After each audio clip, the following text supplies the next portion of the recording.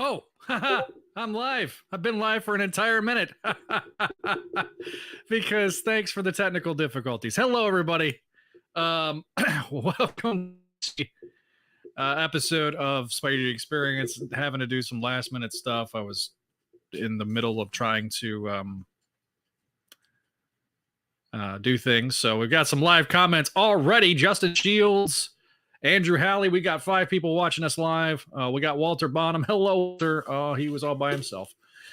So sorry for the delay in the start time. Paul is planning on joining Justin. He's going to be on. He said he's going to be on later. I'm waiting on the rest of the crew so we can officially get started. They all have the link, but right now I'm all by myself. So, Murphy's Law right now. This has been a day. So hopefully you guys have or not just watched. Hopefully you've read today's issues. Hopefully you got your free comic book day issues. I definitely am. Oh, look, it's a Neil.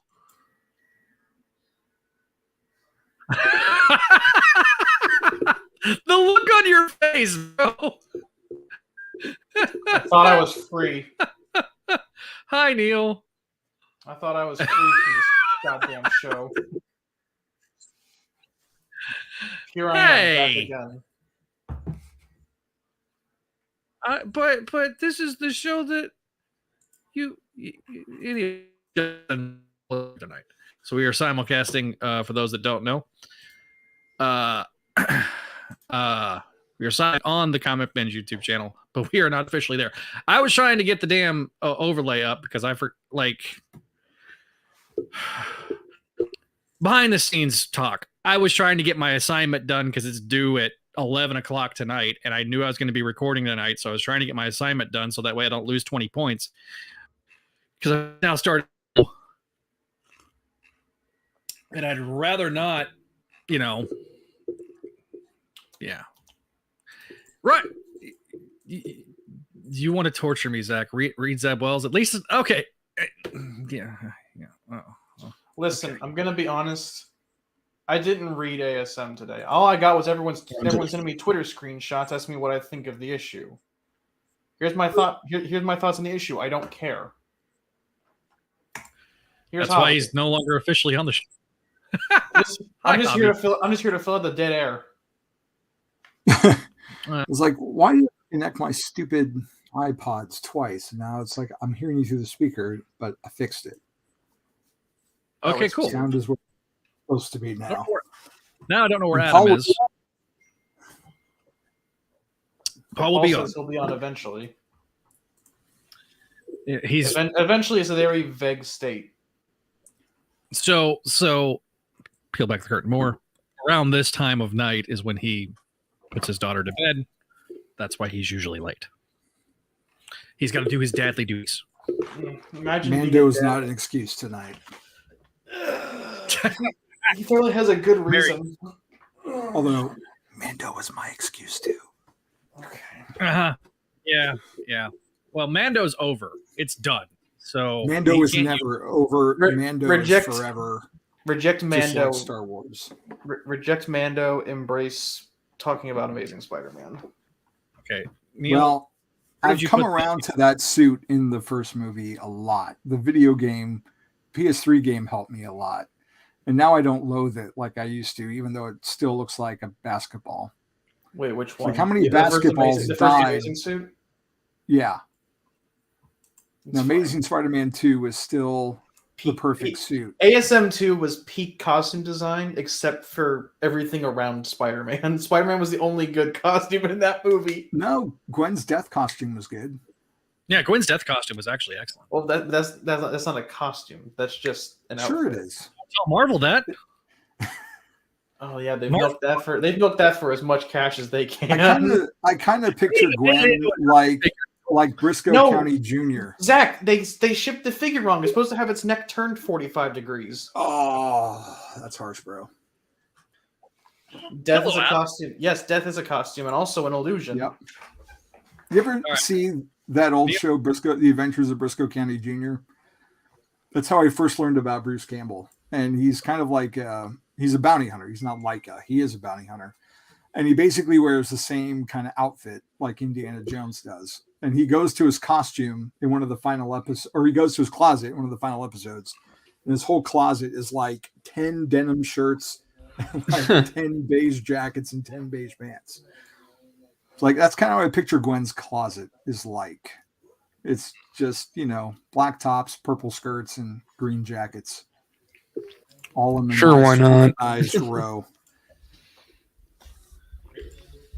She knows what she likes, and she likes what she likes. So I'll be honest. Well, it's like, you don't have to figure out what you're wearing if you wear the same thing every day, like a uniform. Yeah. Having to moderate 2 Spider-Man servers in this day and age is an absolute hell. Listen, you don't have to moderate that one. You could always leave and just go to us full time. Yeah, but where will I Paul post and get a reaction? You can still Paul post and not be a moderator. Where will I get a reaction? I mean, there was a reaction in the Discord when I posted a Paul meme today. What? I missed it. I put it in memes. Oh, okay. I'll have to go check it out. Well, that's just because you want to watch the world burn with the other server, sir. That's the only. Oh, you saw the Pepe meme I posted with the world burning outside. Yes. And I knew exactly what you were talking. Even though I'm no longer a part of, I was excommunicated, from the Church of Crawlspace. Now you're in the Church of Gog. Yes, it's like Lutheranism. Yes, I am Martin Luther. Okay. Oh. Adam is now Cardinal so let's go through legs in the Church of God, the First Holy Church of Gog. That's right. we need to get like the Church of Gog costumes. We need to get the onesies again. We lost them. I don't remember what happened to them. No one wants to see me in a onesie. No. No one wants to see me naked, so it's fine. What the hell? All right. Well, so, we gained a viewer when you said that, so I don't know what's up with that. Right there on the screen, that's the line, and you just went over it, Zach. I'm sorry. It's all right. So we had Walter talking by himself, and then we had Justin saying next issue is going to be worse when Wells kills MJ off. Me and Hobby, do the rant, because if you do the rant, then I'll just jump in. Can we? Okay, listen. I'm just gonna say it. This is not doesn't work there anymore. This is not worse than One More Day. This is mediocre at best. This is also whoa. I maintain my argument that Howard Mackie and John Byrne's reboot was worse than this because Mackie's run kind of introduced the problems we have now and accelerated them to the point where we're at. This didn't just happen because Joe Quesada got sad because of his divorce. This was a long time. He coming. didn't. Well, look, I think I've said this before. I want the source that he got divorced because, from what I understand, he's still married. I remember. I think the source is Crawlspace Discord. Yeah, because you go on. Well, I know Wikipedia has like the most info on his marital status, and like I hate that I'm looking up. I hate that I'm looking up Joe Quesada divorce on Google. It was like a few years after One More Day, and it's like he lives in New York with his wife. It was like this was like 2012 or something. Oh, hang on, they live in the Flatiron District. Oh, from 2010, 2011. So either he never got divorced, or he just got remarried fast. Look, back in the Volume 2 days that Zach was bringing up at the end of the Mackie era. Like, I had a huge stack of comics because I was reading, like, Superman was 4 times a month, Batman was 4 times a month. Ugh. And every Wednesday, what would I read first? Amazing Spider-Man, to get it out of the way. That's an insult. The current Amazing is more like in the middle of my stack. That's fair. The modern ASM isn't even in my stack anymore. On the high note, and now it's Amazing's in the middle of my stack. Like, So right now, I hated reading the book then. It was so depressing, but I stuck with it because stupidity, I guess, and habit. And for me personally, I know other people feel differently. For me personally, we are not at that point yet. I know Neil feels differently, and that's fine. I'm not saying every issue of the Wells run has been great, because it hasn't. But this doesn't deserve the amount of vitriol. The vitriol that it's getting, and this issue in particular, not atrocious, not a dumpster fire, as some have said. Some are saying, yeah. Many are saying. We're going to talk about some of the that has been going on. I went on a little bit of a rant on Twitter. Real quick, before we get started, I made a comment to a friend who may or may not rhyme with Melly, and I mentioned when I was talking about Into the Spider-Verse, because there's been all this hoopla about look at the cute baby, oh hey Ron, cute baby, and I thought about it, and I kind of realized that they don't like Peter B. Parker as a character arc. They like where he ended up and don't examine how he got to that point, even though he's probably the best reflection of Spider-Man as a concept. They want Chris Pine Peter, who is sort of a self-insert / I'm going to say it, Gary Stu idea of what Spider-Man ought to be. He was pretty successul, though. That's what he had. Well, yeah. Okay. I should let you finish. Sorry. Sorry, but like, if at the end of the movie, Peter hadn't gotten back together with MJ and somehow railed a kid into her immediately afterwards, for the timeline to line up, they would not like Peter B nearly as much as he does at the end. Hi, Mom. So there's like an invisible line now on the screen. And Neil and Adam have crossed it, and Adam and I are just chilling. You mean Zach crossed it? Yeah. Well, yeah, I mean, sorry. I talked about top and bottom. Clinking glasses with Adam over here. Here we go. And our chill bottoms squares. I started it with the nakedness comment, and then Neil just took it to its natural evolution with talking about. I took the dial and I just cranked it just a little. It's like Spinal Tap. This goes to an 11. Why don't you just make 10 louder? But it's better than 10 because it goes to 11.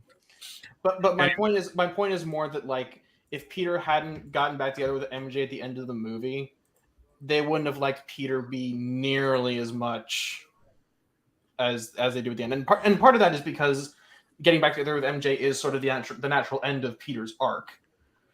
But it's more about that they care more about the end point, that he's with MJ, rather than the arc that leads him to get back together with MJ. Yeah. Yeah, it's talking, and look, people like Tevye are big, giant Spider-Girl fans. I've known Tevye since the Spider-Girl message board days. So, like, I understand your excitement, Tevye. Hi, Tevye, by the way. I agree with what Neil is saying, is that we're, but to me, we're putting so much eggs into the Mayday basket for so many people that are marriage fans. Peter B. Parker's not the main character of this movie. Please remember that this is a Miles Morales movie, guys. A Miles Morales movie. Peter B. Parker is going to be a supporting character in it. And probably not as substantially as he was in the last one, considering that there's there's about half a dozen other characters Miles has to share the spotlight with. I would argue that probably it's going to be Miles and closely Gwen. Those are going to be if you narrowed it down to two of the main people, Miles and Gwen and Miguel are going to be your three main characters, just like in the last movie. Peter B. Parker is going to be replaced by Miguel. which somebody like Javi, who is a big Miguel fan, is going to be really, really looking forward to. Maybe. Because after that last trailer, it feels like he's more the antagonist. So as happy as I am to see him on the big screen again, like not just a cameo, like I'm a little worried how it's going to come off that he's going to be at odds with everyone. I'm okay with that. And that maybe this spot's the villain, but he's not the main antagonist, if that makes any sense. And look, Walter, you're just an old man screaming cloud, and I know that, and I love you for it. But the first movie surprised me. I was shocked how much I loved it. I'm looking forward to the movie because I feel like that this group of creators on the film have a genuine love for Spider-Man and the Spider-Man mythos and honoring that and bringing that to the screen. So yes, I don't disagree with what you're saying, Javi. And we're going to do, we're going to do a whole review episode like probably that weekend of, I would think that probably that Sunday, maybe. I've got some other things I've got planned, hopefully for the end of May. And so it'll be really interesting to see where Neil is at that point. I have no idea because I already accepted the job offer. I'm still trying to find a house. Yeah, it was either that or cardboard box, Javi. I feel bad because I don't ever do this, but I was like, hey, Javi, if I don't end up finding a house, Neil and I might be in the same room when we do that review. You never know. So I want to see that. If worse comes to worse, you'll see Javi recording. I'm in the background, just like doing my laundry, just like looking.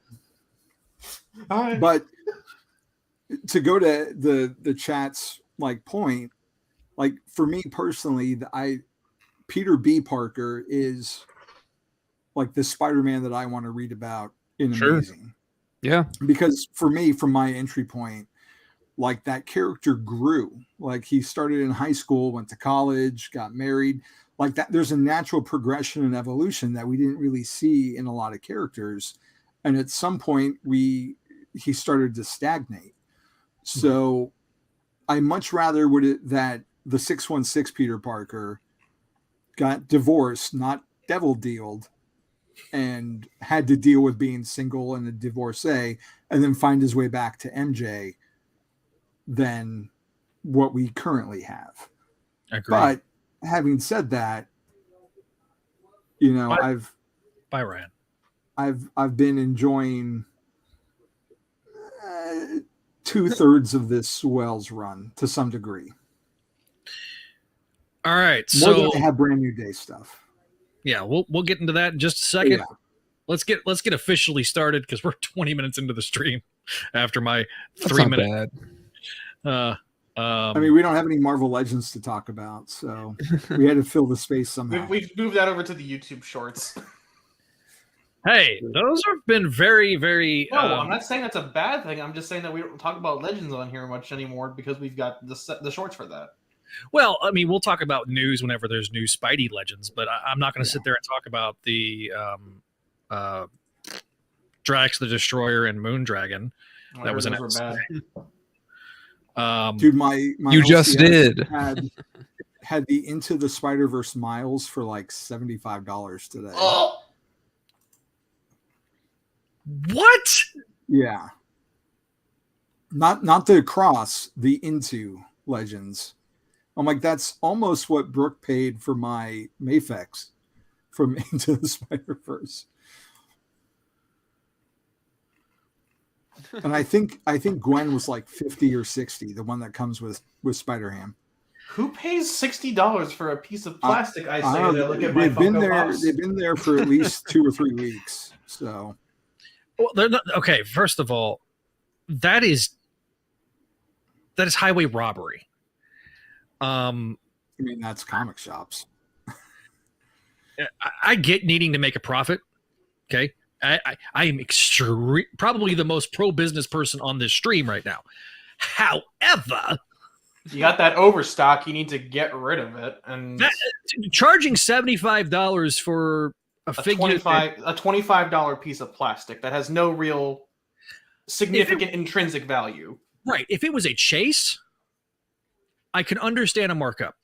If it was a 5-10-year-old figure that, you can't necessarily find out in the wild necessarily, well, I mean, maybe I could understand a markup on that. But that was like 5 years ago. No, that wave is from 2021. Yeah, 2021. Really? It's not even 2 years old. You can find it on online comic on online stores. Some stores still have them in stock. So I don't know who ripping off. I don't know who's responding on the. It must be. I'm assuming that's hi Chris, who's responding as Spideydude.com. So maybe it might be Kelly. Who knows? So let's get started.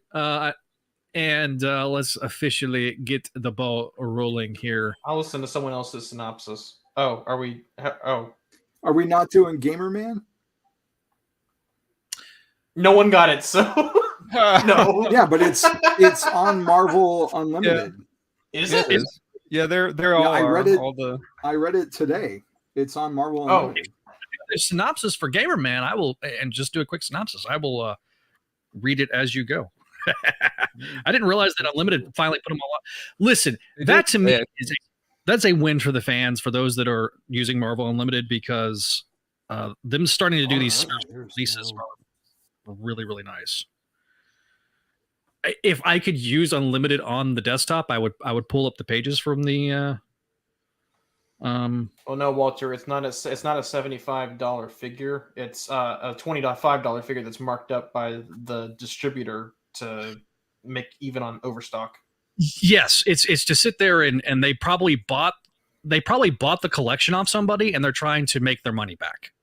And they went on eBay and they looked at what people were trying to. Like wait, Hobby, is this an ABC? Yeah. Yeah. I mean, that Ben Reilly Mafex cost me like $77 before like shipping and stuff. That's like a quarter of what I'd be paying for rent. The one you sent me, or the one, or the hoodie one, the one that's the one I sent you. Yeah. So like again, so, and those there are expensive toys real out quick, there that are that scale. Real quick, Tevia, please don't use Daredevil and Elektra's marriage as like a good thing, because that's clearly not meant to be a good thing. They're in a cult. Please don't use the cult marriage as an example of why other characters get to be married. And to also go off of Hobby's point, the reason that the Mafex figures are so expensive is because they are imports. They are from Japan, so they have to be imported, and you're going to pay a premium for that import. Are they assembled? Are they assembled domestically, or are they shipped completed from overseas?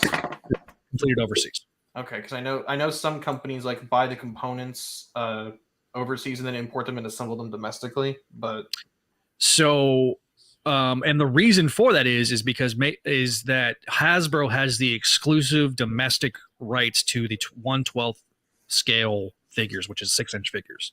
So them having that exclusivity in the States, a lot does, they don't, Marvel license it out to Mafex and others. And that's also how you get like Power Ranger stuff with Mafex too. Okay. Real quick, before we get into the issues, I got to ask a question. Who here is going to try the Burger King Spider-Verse Whopper? Okay, if you want us to try it live on the show. No, I'm not doing it. I've already told Brad if he makes me eat it, I'm going to do war crimes. I've already told him I'm not doing it. If Paul asks really, really nicely, if someone that pays might for be me a to Spider-Man Council exclusive. If someone pays for my burger, I'm not paying $15 for a red piece of bread. That's probably going to get that's going to make your crap look like you have an infection. Anyway, I'm not wrong. If you've ever drank like I know what it looks like when I eat asparagus. I know. I've had pitch black Mountain Dew. I know what happens. Oh Jesus! What's up, Venkman? Bigman says a burger. food. No, you don't. There's a reason they're called war crimes.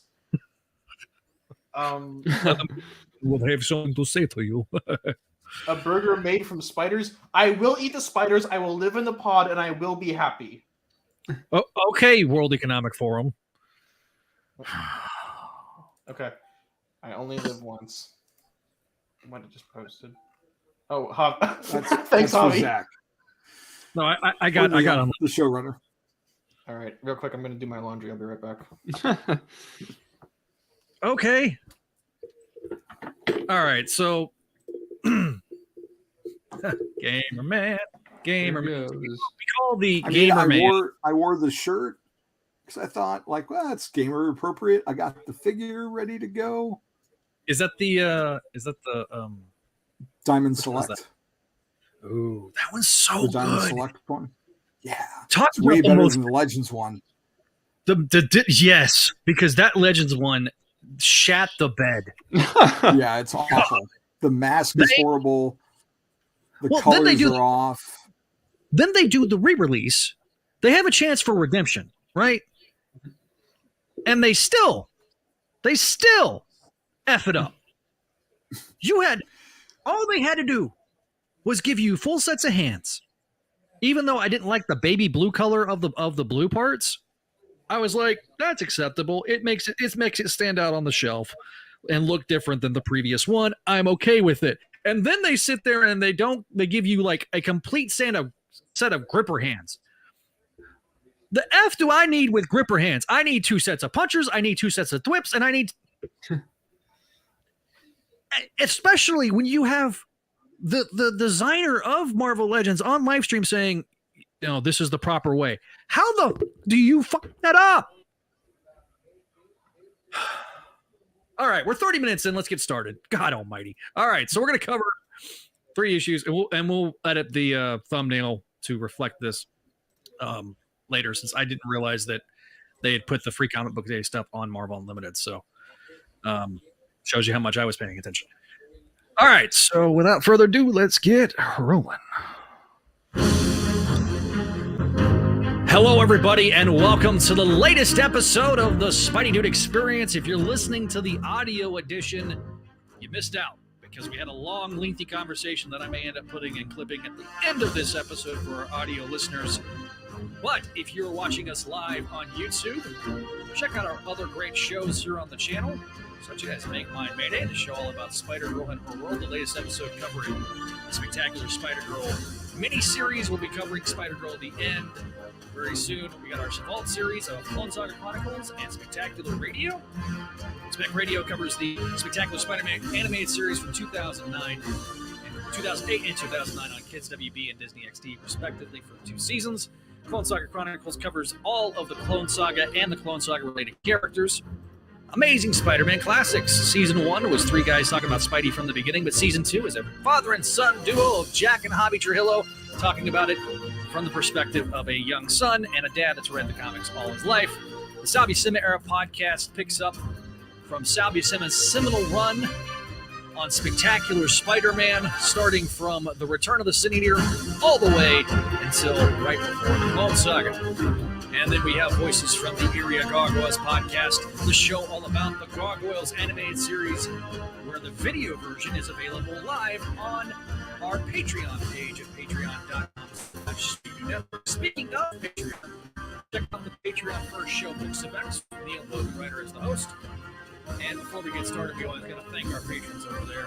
Start with our sensations here. We got Allison, Cindy, Ed, Georgia, Greg, Janelle, Jessica, Catherine, Kale, Keegar, Laura Howard, Master Drammond, Phoenician, Scott, Vanessa, and Vicky. And then our VIPs, Scott, Sebastian, Vinkman, and Winnipeg Webhead. Thank you guys for your support over on patreon.com/Spideydude Network. And we've got Neil missing in action for those of us that are here. He's going to just be here until Paul gets here. He's going to be operating behind the scenes. Then we have Adam at Enchilada Legs. Hello, Adam. Welcome back to the show. Hello, Zach. It's good to be back. And then finally, the host of Amazing Spider-Man Classics. I just mentioned him a minute ago. He is also the host of a brand new Flash podcast that he'll tell you about shortly. Hello, Javi. Hey there, wall crawlers. Yeah, I have started my own YouTube channel called The Flash, Up to Speed with Wally West. And he's my favorite Flash and probably my second favorite DC character. And I'm just starting off with issue 1 from 1987 and go until I run out, basically. All right. Well, looking forward to that. I'll put the link in the description after I get done with it. So I try to link everything on. If you're watching us on the Comic Binge YouTube channel, hello and welcome. We got some people watching over there. Last night had a great discussion about the Guardians of the Galaxy Volume 3 film. If you have not watched that stream, go watch it. Link down in the description below for the Comic Binge YouTube channel. Thanks for you guys watching, and thanks for everybody that's subscribed to the channel. We've gained, I was looking, and we've been talking about this a bit internally. We've almost doubled our subscriber count from the first of the year, and that's a large part to the YouTube Shorts and people finding this channel and watching us live. So thank you guys.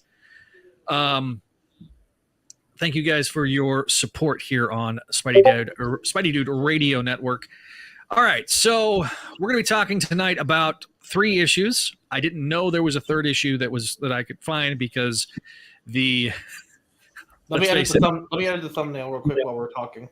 So Neil's going to put that in the thumbnail because Neil has magic juju powers. Eventually, I'll have some magic juju powers. By the way, who all has seen Guardians 3? I haven't. Okay, Adam, have you not? No, I haven't seen it yet. This weekend. Non-spoilerly, bring the handkerchief. If you don't shed at least one tear, you're probably not human. It is a roller coaster emotional ride. I think you guys know who the villain is, correct? Sure, yeah, your favorite. My absolute all-time favorite villain of all time. If you've followed me on my podcasting career, you know how much I adore the High Evolutionary. And that is complete sarcasm. Yeah, I usually hate the High Evolutionary. I was scared going in that I was going to be like, oh God, this is going to be a slog to get through. But I will say this, they did a good job with him. And giving him his look was a very inspired way of doing things. I'll say that. Until you watch it, you don't know what I mean. But he's like the Sona from Star Trek Insurrection. Yeah, I know what that is. I think I watch Star Trek. Yay! When will they do Tom Hardy bald?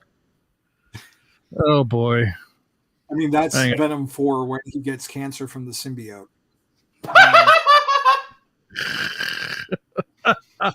Oh my gosh. Can he be British? All of a sudden, he's just British. Neil was like, I understood that reference. Get off the soundboard. Well, if Kelly was watching, she's not now. I'm gonna text her just to let her know. Hey, Zach, use the soundboard. This is my show. She has no control over the soundboard. I acquiesce to her when it comes to the soundboard on Make Mine Mayday, but this is okay. She knows.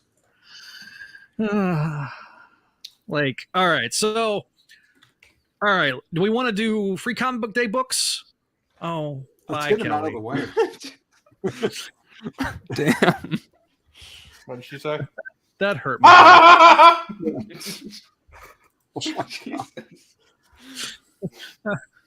Man. All right. Anyway, so let's talk about the show's over.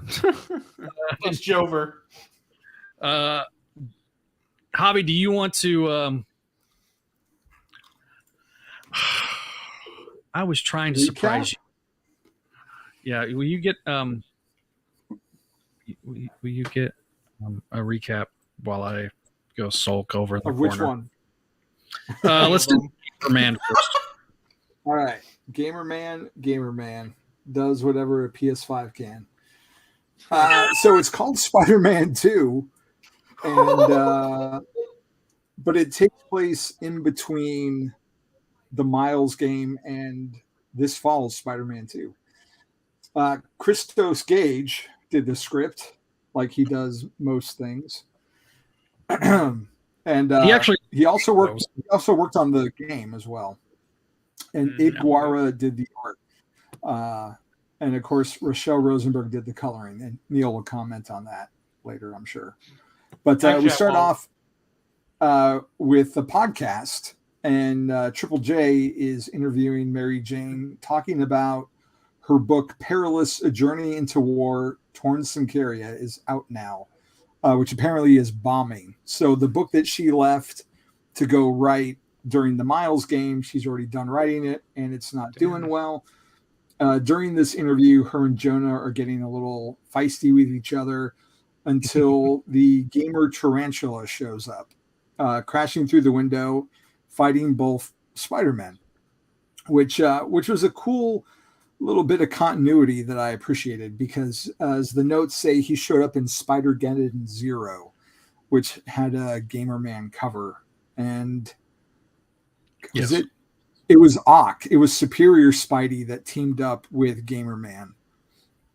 Which was pretty cool to see how he reacted to this auto. So they do some punchy fight and take him away. And later in Forest Hills, we find out that Peter is living in Aunt May's house. And it's tough paying the bills. And he and MJ are talking about bills, and she's like, "Have you thought about getting a roommate?" And he's like, "Actually," and she shoots him down reluctantly, because not that she's not against the idea, but with her career, she needs to stay in the city for work. And Peter takes it a little hard, and Miles shows up with some designs that he wants to work on one of the bits of tech. So they go into town to go get some components and find a robbery. And some guys who go invisible, who turn out to be working for the Hood. And they Scooby-Doo around a bit, have some more fights. And you find out the Hood is stealing money to help doing crimes to get the tablet. And use that to reverse his mom's cancer, who's dying. And here's where it kind of took a turn for me. Because Hood's mom berates him,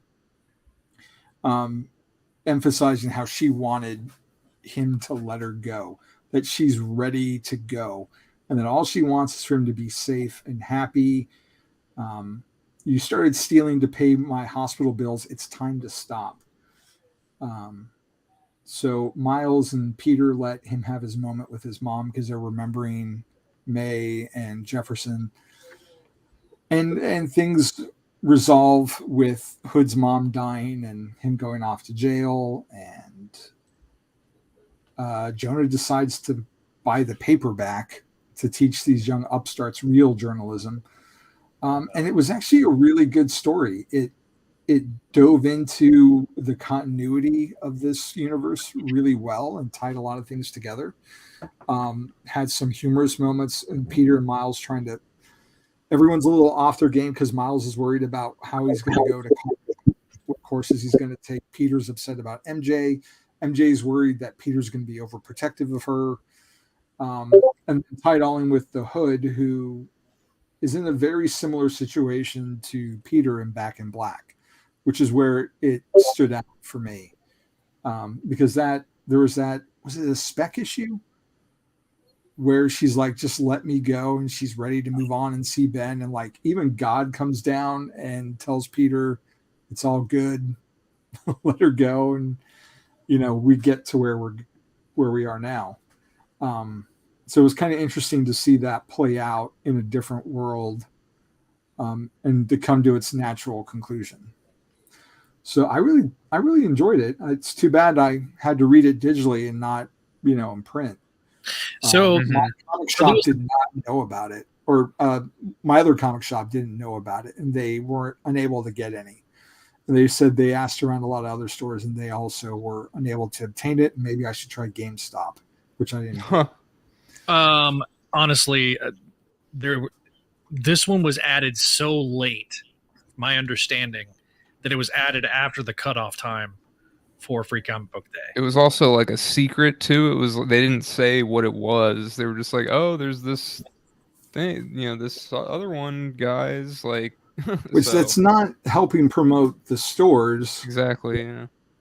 It doesn't. Well, it doesn't help anyone's promotion. The video game, comic shops, nobody.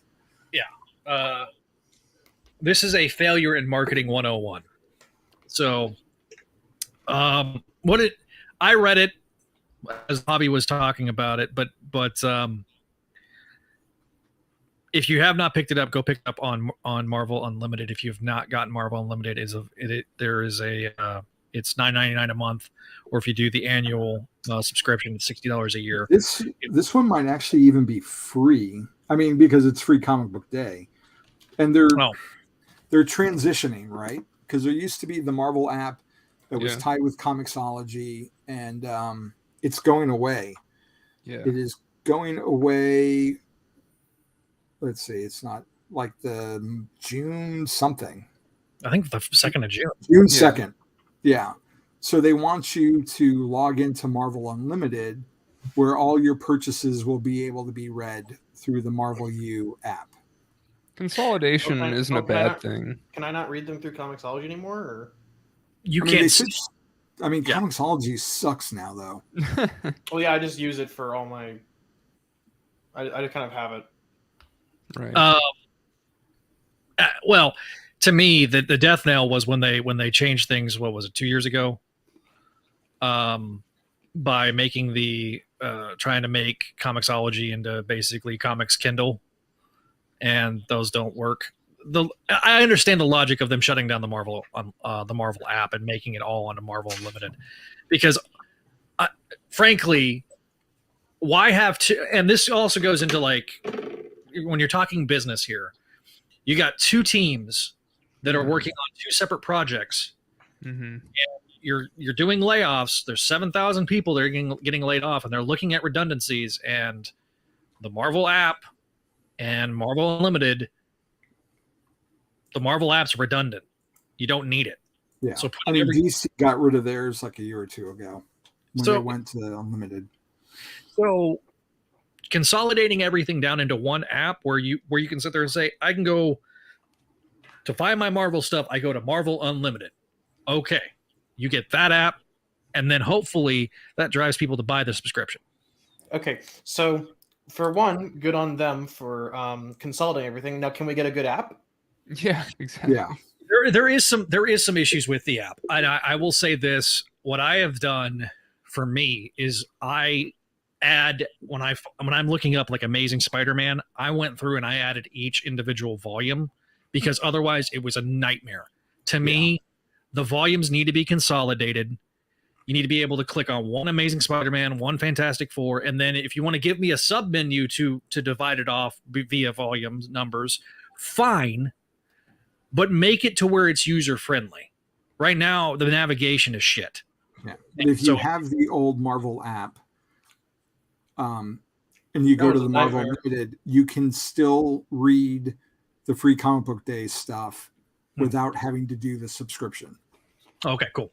Thank you. So if you want to read this year's for free, you can do that. So I don't need to subscribe to access my read. Okay, they're free. Like you go, there's an article on their site, and it's like, oh, here's the link to all the ones, and you go to it. It takes you to the page, and it says read on Marvel Unlimited, but it's free. You just click it and it pops up. I wonder if Paul Herman read the Spidey and Friends one. Oh, the one for 4-year-olds? You can, if you have a Marvel Insider account, they have a code, free 2023, and you get all 4 of them, and they get added to your Marvel Unlimited account. I don't know how long. I don't know how long that's going to run for. Maybe for the rest of the month, probably, or who knows? But there's a little thing I did not notice that when I was on there today. Yeah, there's a little thing. Oh no! What you do is you go into the redeem, where you redeem your things, and you just put in that code, because it's in that Redeem Digital Comics. It's in the it's in the Is it in the rewards or in the activities? It's in the activities where you go to redeem your regular comics. Yeah, like when you when you do the digital code. Yeah, if you put free 2023 in there right now, you'll get the 4. added to your account. I can't wait to read the comic for literal babies. Hey, whenever you have children, you will appreciate those type of things. But I don't now. Well, it's there. It's there when you're ready. I want it. Yeah. That was the joke. Because I always digital's forever. A child in this economy? Well, digital's forever until the servers. Until Marvel loses a license for their own comics. Until the electromagnetic pulse. And I will welcome it. Listen, the tax incentives for having children are nice. Just so you know. But don't be divorced and try to do that, because then you get. Never mind. We're getting a little too realistic now. Anyways, let's talk about it Spider-Man. was a good book, and it was at Sounds least good. on par with the other Gamer Man miniseries we've had, if not maybe just a titch above. Yeah, I would agree with that. Artwork's pretty good. I'm looking forward to the game. We'll definitely do it. I think we're going to probably do a trailer reaction video whenever the trailer drops. So hopefully this month. Yep. All right. So we've got, I'll do the other free comic book day rundown real quick. All right. So we got Spider-Man Venom. So previously on Spider-Man, we have had this for the last 5 years, Venom and Spider-Man together in the free comic book day issue. We start with a gorilla wreaking havoc, where Peter Parker in his Peter Parker Osborn suit shows up, fights the gorilla as a, what did you call it? Harambe. Yeah. Rest in peace. Harambe. That is not, in fact, the gorilla's name. But it got away You from had me Cincinnati. so confused. I had to Google it. That's how out of touch I am. Damn, that was like a. That's how boomer old man I am. Yeah. I'm like, what is he talking about? And I had to Google it on Saturday. I'm surprised Trying you to don't know watch what the Harambe F1 is. race, and Neil was like memeing away in our chat thread. Poor Avi, man. And now I just confessed on live stream. So anyway, the gorilla attacks Spider-Man, breaks one of his little orbs that he has with the nano spiders, tries to use Bug to subdue the gorilla. My favorite character, literally Bug, uses he's Bug to back! throw him up in the air and slam him on the ground. And then we find out that this gorilla was released by Kraven the Hunter. And for those that don't know, Chris was trying to ask this question over the weekend as well about this Kraven the Hunter. This is the cloned son of Kraven that emerged as the Sergei Kravinoff. And This is Kraven 76. Kraven 76. 76. 87. Yes. It was 87. There was 87. Because of when he died the year. Yeah. I didn't even pick up on that until Zach mentioned that. It's a good, it's a nice little Easter egg. Well, I was born I'm an 87 model, so you know. Oh my God, child. I know I am youngin. So we then later on have Kraven show up, and he's talking with Otto Octavius, and he brings one of the spherical balls of the Osborn Nano spiders. suit, nano spiders, and that is the setup for the arc that happens literally beginning next month here on Amazing Nano Spider-Man. machine, son. What season So- of Spideydude is that? Season 3? Season 4? Season 4. Season 4. Wells 2. Yeah. Yep, well, Next well, episode, the finale of season. So I'm Wells trying to do 2. a little subtle promotion for the show. Yeah. Good job, Spider-Man. Kick a poor gorilla's butt, as Vinkman says in the comments. All right, so we then cut They to get mad at him. They think he killed they think he killed Harambe because he's just lying down prone on the ground. oh my God. okay. Well, but Spider-Man, you didn't pay $5.99. This Eric? was free. No, that's what Eric is saying. Like he's being sarcastic about. Oh, wait, yeah, that's right. Okay, honestly, why is Doc Ock here? Because he's a Spider-Man villain. Why is Doc Ock here? He's in the book he's supposed to be in. Okay, so we're going to talk about Venom. We cut to 1940, the laboratory of the Williams brothers. They call it Live Rubber. Oh, is this Flexo? Yes, and then we have. Wait, we're covering this? I'm just Studio going to. Bro's not here. It's in here. It's in there. So Flexo shows up. We see the exploits of Flexo, and then we see Flexo being a symbiote. I don't know. Basically, it's setting up the arc in Venom where Flexo and Venom are going to fight. Yep. Then the final story of the issue is basically a setup for Ultimate Invasion, which was 4 pages. Okay, that old symbiote thing, though, when I turned the page, that thing was terrifying. Oh. I know, I loved it. I'm gonna be honest, I liked the Venom story more than I liked the Spider-Man one. Because like I love when Marvel digs into like these old timely comics era villains and just like, oh yeah, here's Flexo. Thanks, Al Ewing. Although that one guy I thought was Steve Rogers. Yeah, Kafu kind of draws all men the same. It's kind of his thing. But the last page of that Venom story was pretty awesome. Venom looked really cool. Yeah. So Wells was the writer of the first story. Gleason was the artist. So for those of you that are wondering, what is Gleason doing? Gleason was the artist. He does one story a year.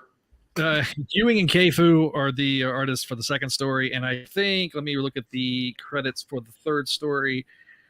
If I recall. Hitch. Brian was Hitch, the artist. Yeah, Hickman and Hitch are the creative team for the Ultimate Invasion storyline. So basically, Makers shows up and shenanigans occur. He goes, "Hey Miles, do you remember the Ultimate Universe? Want to go back?" Like we've only been waiting like 7 years for this story. Oh wait, you're talking about like Miles, not. I've been in this house for like I think 6. You've been in that house as long as Miles. The whole Secret War thing and Ultimate End was in the last place we lived. So it's been like 6 or 7 years where I've waited to see some kind of resolution for the story. Also, I'm there's really excited for it. So there's a letters page that is like piping up all the stuff going on between. You know what? Basically, I'm kind of wondering. The Venom editor back. Hang on, is anyone having trouble with Zach's internet, or is it just me? Just for a moment. It's probably me. Okay, I'm actually kind of interested to see how Hickman weaves Xavier back into the Illuminati, considering that as of now he's on the road, he's not on good terms with them after Krakoa. So I'm kind of interested to see how Hickman kind of deals with the consequences of his own storyline. What did you guys think of the main Spidey story? It's fine. It's just meant to be like a fight scene so Gleason can show off what he can do. Yeah, I thought the art was really good. I enjoy it. It's not worth the hubbub. Can use to describe most of the Zalbwell. So it exists.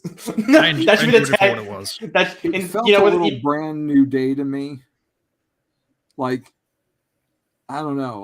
Like I said, I love the Gleason art. I like seeing Peter's eyes through the lenses. That's a nice little touch, yeah. Yeah, and the Donkey Kong thing was like, whatever. That's kind of funny.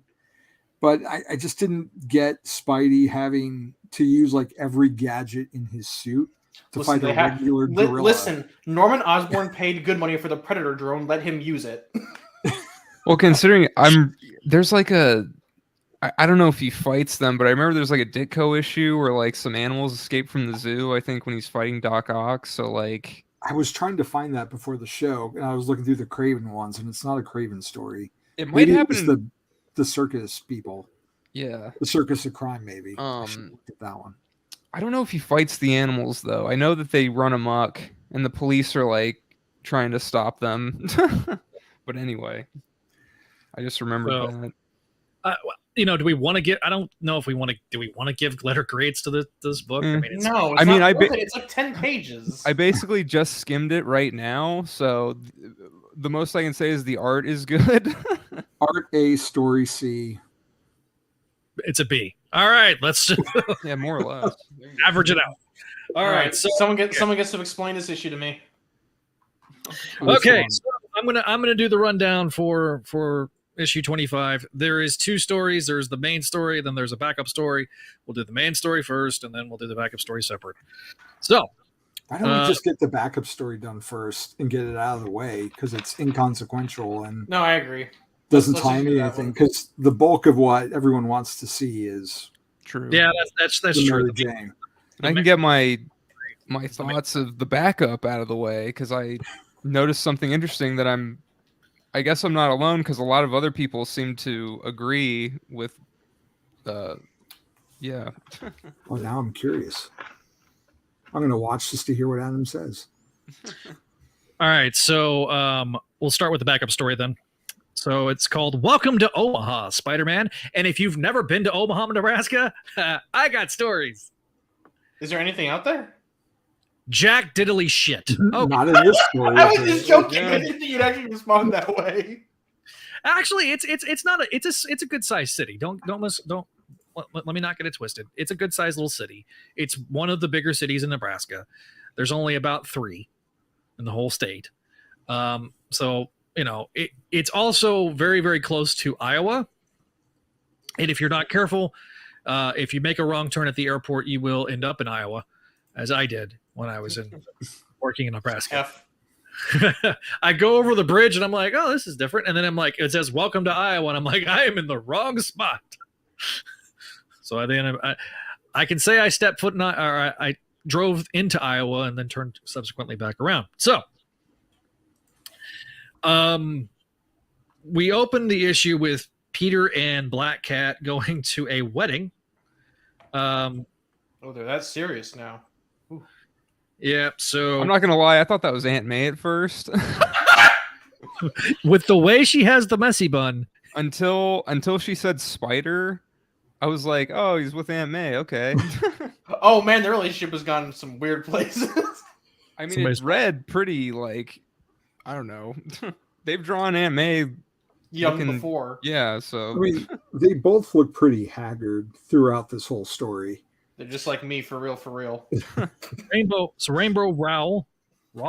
It's Raoul. She's the She-Hulk writer right now. A Okay, very good so- one, I might add.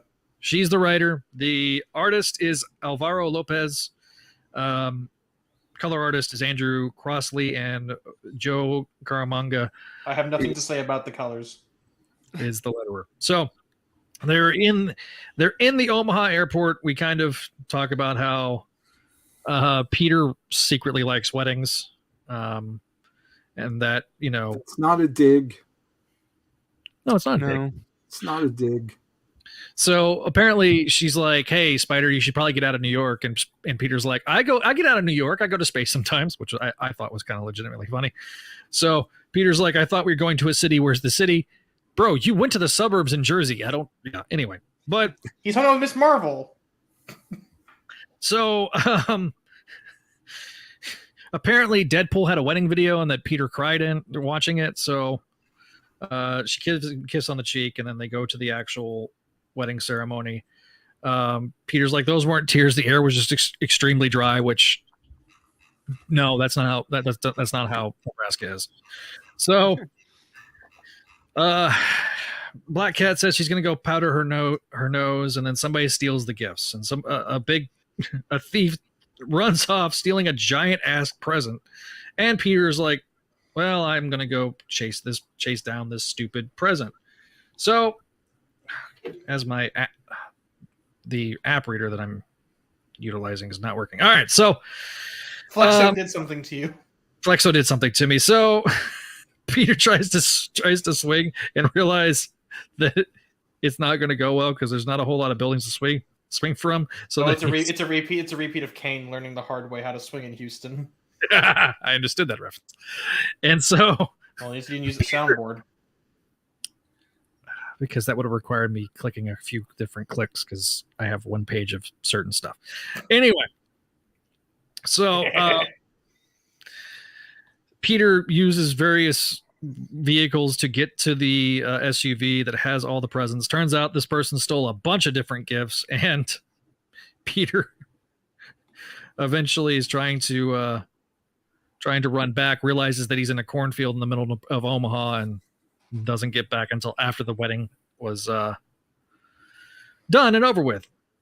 Felicia apparently danced the night away, and Peter, looking all disheveled and haggard, was like, believe it or not, I had to stop a thief.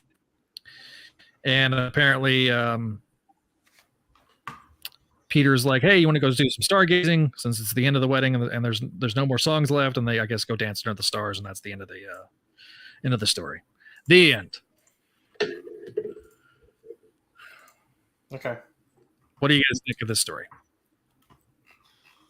I thought it was a nice, amusing, cute Peter and Mary Jane story that has Black Cat in it for some reason. Well done. It reminded me of an annual or those 30th anniversary, like any big special where you get like your main oversized story, and then you've got like your letters page, and then you've got like a backup or 2 or 3, depending on how many pages they want to fill. And that's what it reminded me of. It's not anything serious. It's not advancing any big narrative forward. It's just a little slice of life story where you get to be a little more fun, a little more frivolous. I thought most of the jokes landed. The art overall was pretty decent. Like I said, they looked a little haggard at times, and part of that's the point. Like, Peter's been out in the cornfields fighting crime, so his hair is a mess. Apparently, I love corn. And, Felicia's worked up a sweat on the dance floor. If there is one thing they got it right about talking about Omaha, there's a lot of fucking corn. I've never seen so much. I'm clipping and shipping that. I'm making that a YouTube short. Oh my God, there was so much corn. And half of it wasn't even like, they were letting it just like sit there and get all freaking crappy on the vine. And then I found out, oh, that's for ethanol, because they really want you to use ethanol in your vehicles up there. Like, really want you to use it in the vehicles. I mean, it's a little reminiscent of like some other stories, but I don't know. I enjoyed it. It wasn't the worst thing I've ever read. It's cutesy, from what I've seen. Yeah, I would agree with that.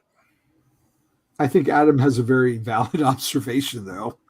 This feels like maybe like, I don't know, late 80s when they just got married or something. Like, this could have been like, this could take place like when Peter and Mary Jane were just married, or like any time when they were married, or even just together. It just feels kind of like, it feels like it's from that era to me. It feels like this is more Mary Jane than Black Cat, kind of. Yeah, take out the thief joke, and it could have been Mary Jane. Hell, you could have even kept that in. Yeah.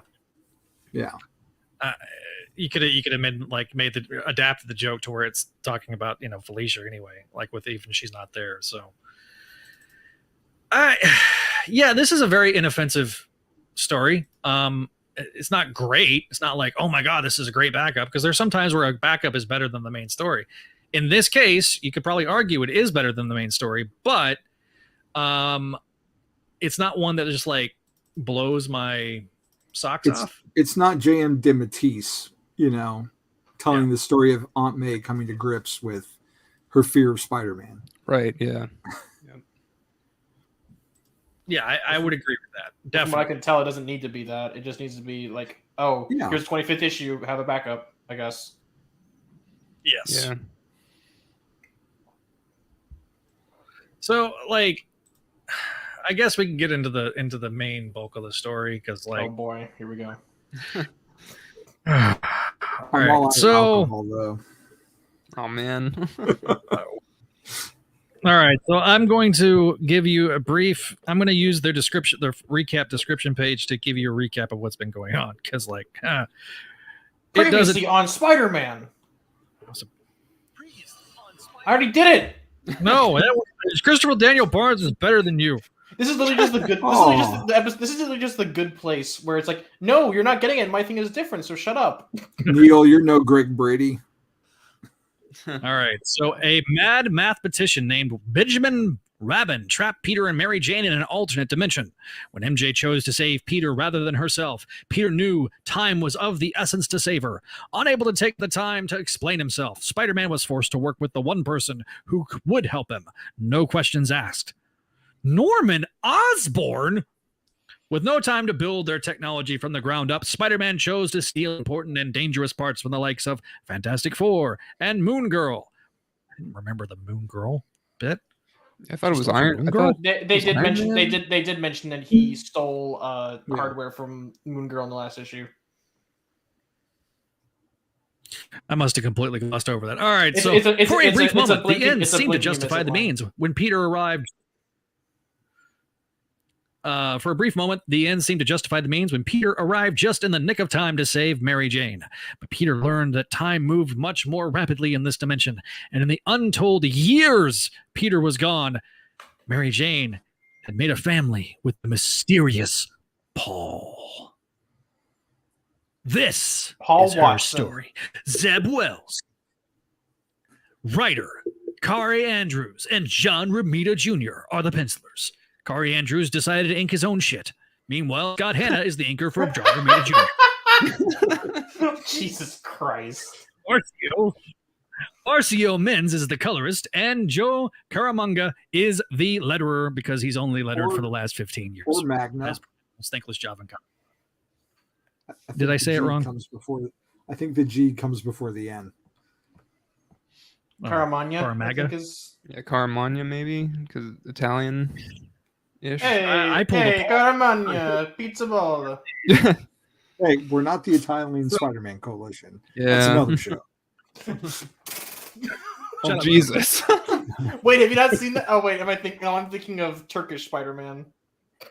Yeah, that's Turkish Spider-Man. No, I'm talking Mr. Baby, Nico Caruso, his dad, and Peter Vera. Oh, okay. Yeah, it's a podcast. Go listen to it. It's good. The Italian Spider-Man Coalition. No, there's actual, yeah. Free plug. So we have this,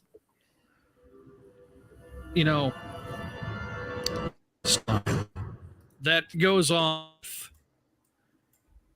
Honestly, we're getting the perspective. We pick up shortly after with Kari Andrews on art, showing you what happened when Peter, and Mary Jane separated the Mayan god from, into existence. Apparently, Dr. Rabin, Peter takes off. Dr. Rabin, realized that Way Up is dead. He's very upset. One day later, Paul is like, we need to run, we need to move. Freaking Mary Jane slaps him in the next week, and probably one of the most memeable panels that move over, Batman and Robin. My boyfriend is dead. I've already seen it. So Paul, picks up his glasses off the ground, says he's going to, have to patch that hole, and they're going to get some glyphs. So a month later, they start working on the prototype of the jackpot thing that Mary Jane debuted during the Black Cat jackpot miniseries that that didn't make any sense to what was going on to Dark Web. 3 months later, we got Mary Jane doing her best G.I. Jane Rambo-ette impression with the way she's dressed and everything. I got more Billy Soul Sarah Connor? than I did out of. Yeah, that may be Sarah. Yeah, she's the redhead Sarah Connor. A week after that, the way they do these framing devices. So we have, 1 day later, 1 month later, 3 months later, 1 week later. What? I am assuming it is It is 1 month after the previous time point. So yeah, it is. So basically, Rabin and Paul and Mary Jane are basically, using the big guns, Sarah Connor style, in this dystopian future to fight off Rabin. Literally, at Paul's case, there's that scene where he's giving her the device, and he's like, He's ginormous. He's juiced. So swole. No wonder MJ left Peter for him. Like that dude is jacked.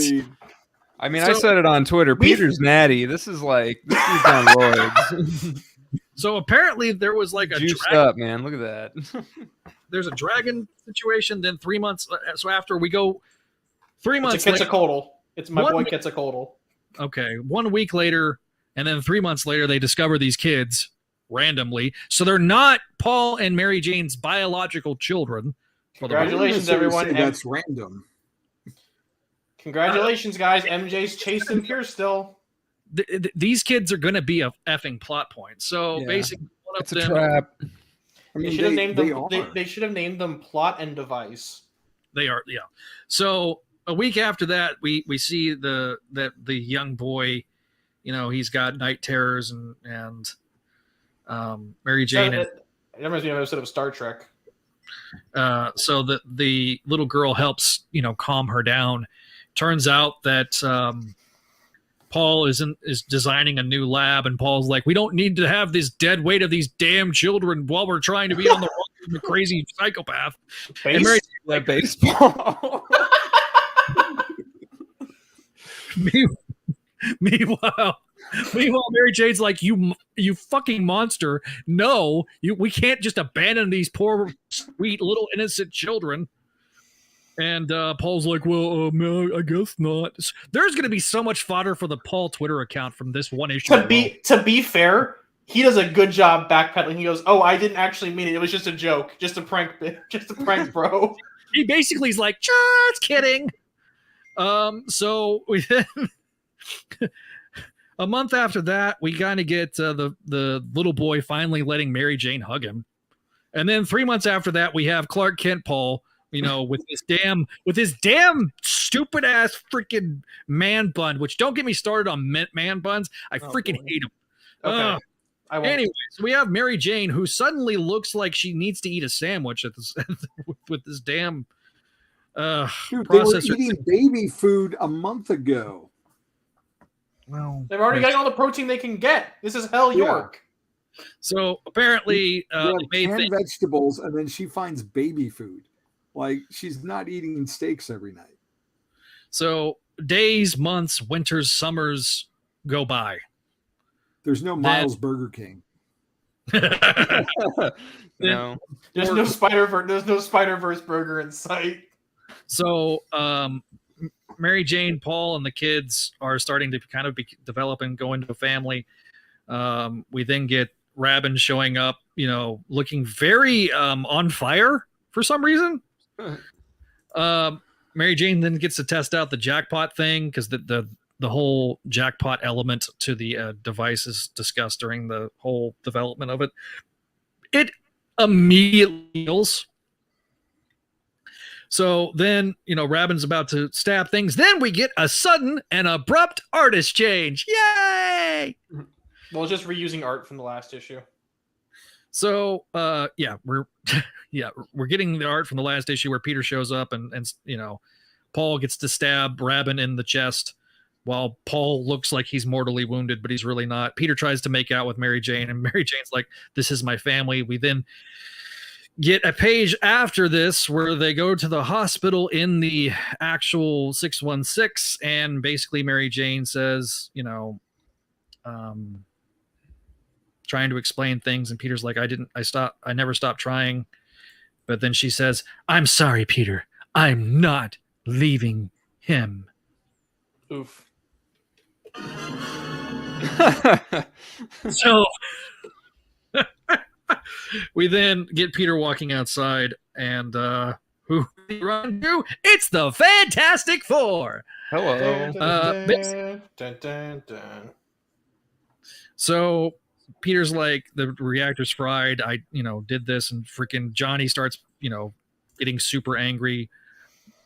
Ben starts. I can't turn off my fire. Please help me, Peter. As Peter is about to punch Reed in the face, which it's not going to do you a lot of good. Reed's face would just absorb the punch and make it all gummy. Like, what the? Anyway, basically, Sue is like, I like the hey, idea that Reed is Gumby. Yeah, I mean, Reed is kind of like he's elongated, man. No, that's someone else. So being the voice of reason, saying, why don't we sit there and stop with the obligatory punching? And what is this, a 90s crossover comic? Peter's like, I want somebody to punch me today. He's like severely depressed. And then that's when Captain America shows up and is basically like telling him that's enough. Apparently, in the interim, Mary Jane talked to freaking Captain America. Mary Jane did the thing that Peter should have done from the beginning. And that was a really good self-censoring. Good work, Zach. I can't do it every once in a while. So basically, Peter's like, I wasn't fast enough. And Cap understands. He's like, look, we're leaving. And Johnny's like, after what we're going to do to him?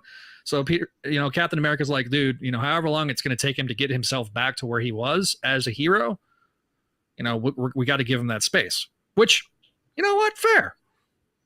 So then we have Peter Parker, sad and lonely, on his knees.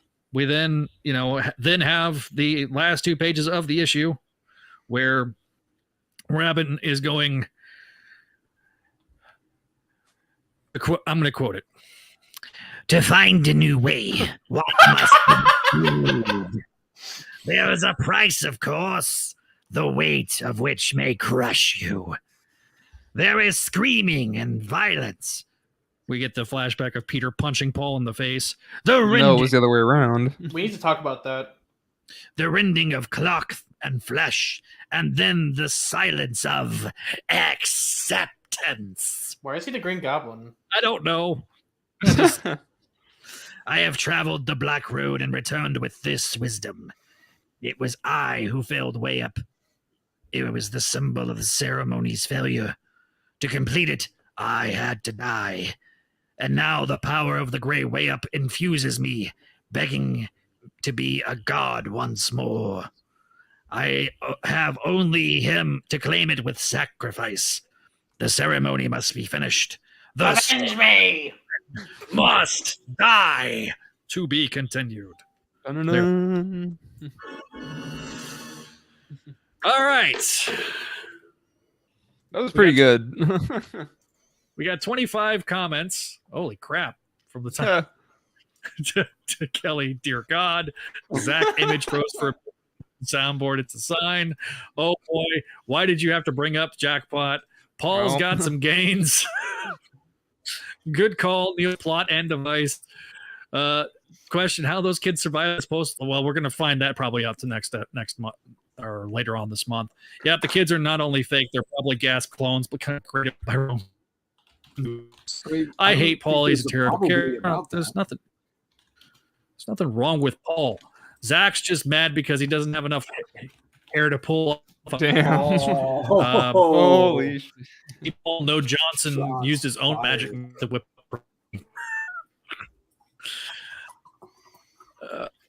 WTF, give Zach some off drop. Great voice, Zach. Why does Mark No. If Raven sounded like Mark Hamill, it would be less like "Avenge me" and more like "Hello, Web. I heard you were looking for some symbols." Oh my god. All right, so where's Paul? Speaking of Paul, where is he at? Where's our Paul? He's coming soon. All right, so Javi, give us your thoughts on this on the main story. Oh God, why won't start first? Where to begin? Yep. I really liked Carrie, however you pronounce the name. It's Carrie Andrews. KA's art. Like I've seen him before. Like he did Amazing Fantasy and what's the Dark Knight? Was god awful. I'm Spider-Man. surprised it turned around. Rain. He did Rain. Rain. Yeah. No, I didn't finish the mini, but I really liked his art here. And the style that he brought. It was kind of like an indie comic. It had a lot of energy to it, and I like that we had that transition when Peter shows up to the JR stuff. I didn't hate this issue. Far from it. I thought I haven't lined everything up chronologically, but I thought the Mary Jane portion of it was really well told and heartfelt. I took these little like minions that are maybe babies being wrapped up in blankets that the Scribble Man drew to be the kids, whatever their names are. May the Scarlet Woman accept her chains, and may her death make me a god. Like, he's binding the MJ to those kids to make her stay there so he can track her down. Like, that's what I took from that. But I like Mary Jane and her faith in Peter and hanging in there, and how she ties the scrap of his costume as like an armband, like a memorial armband. Like, I thought that was really awesome. And how she wears it for a really long time. I don't know when she takes it off. I think it's after the kids. I think it's after like Owen. I think it's like up. after Owen hugs her. I think is.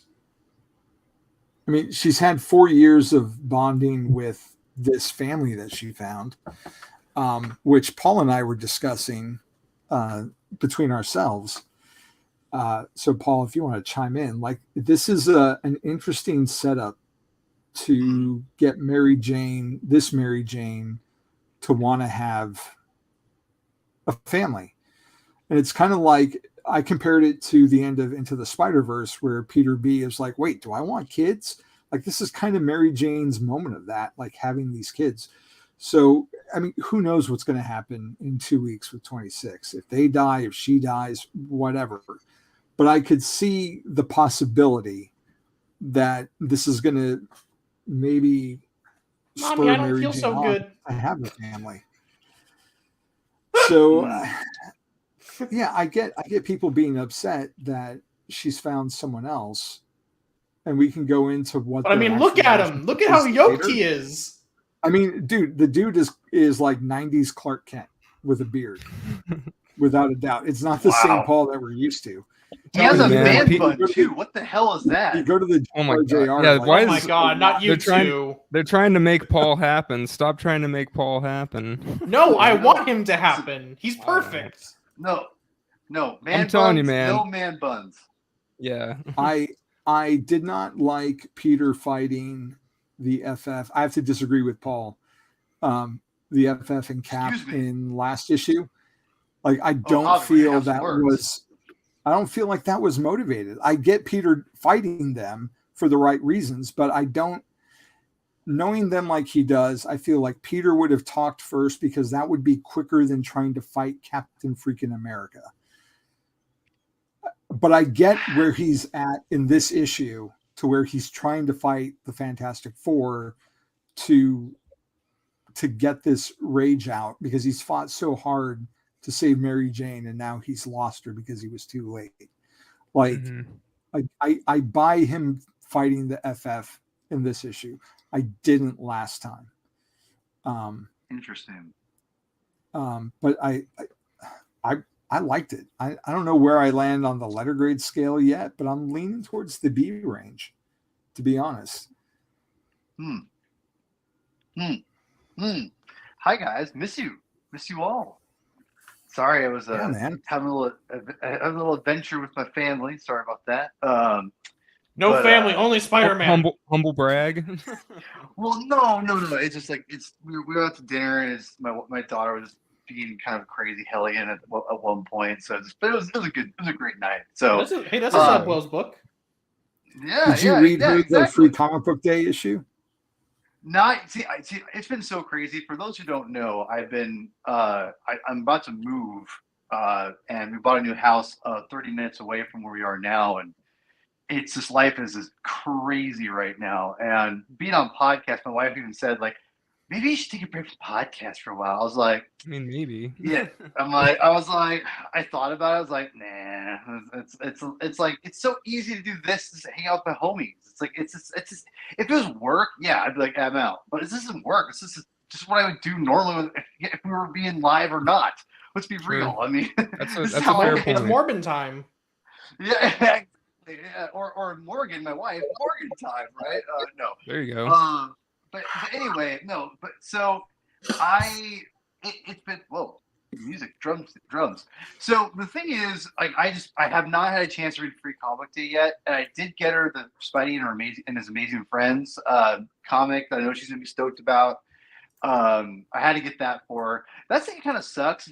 By the way, for Free Comic Day, like, it's so hard to bring my daughter places because she's, and because I went early because I wanted to make sure I got the main 616 Spider-Man one and Venom one, and some in the DC one.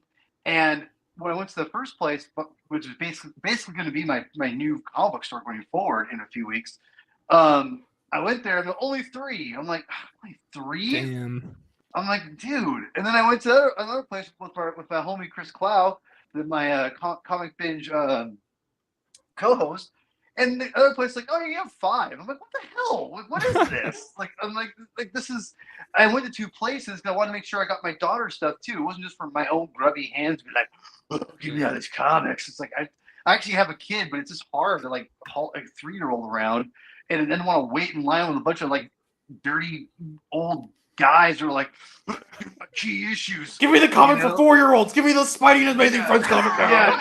This is the first appearance of Tracy in the comic book right now. I mean, like, that's what it's like, though. That's what drives people away from comic books. These people are like, key issues. It's like, no, get the hell away. Just read the damn comic. Listen, listen. I'm gonna say it right now. I have no problem. Take a shower. I have no problem people collecting comics and key issues. That's a pivotal part of the industry, and I get it. I like it. But the problem is that it's been overrun by the people who drive key issues and too long. But I digress. So that's a long-winded way of saying I have not read the Free Comic Day issue yet. I had to basically go ahead.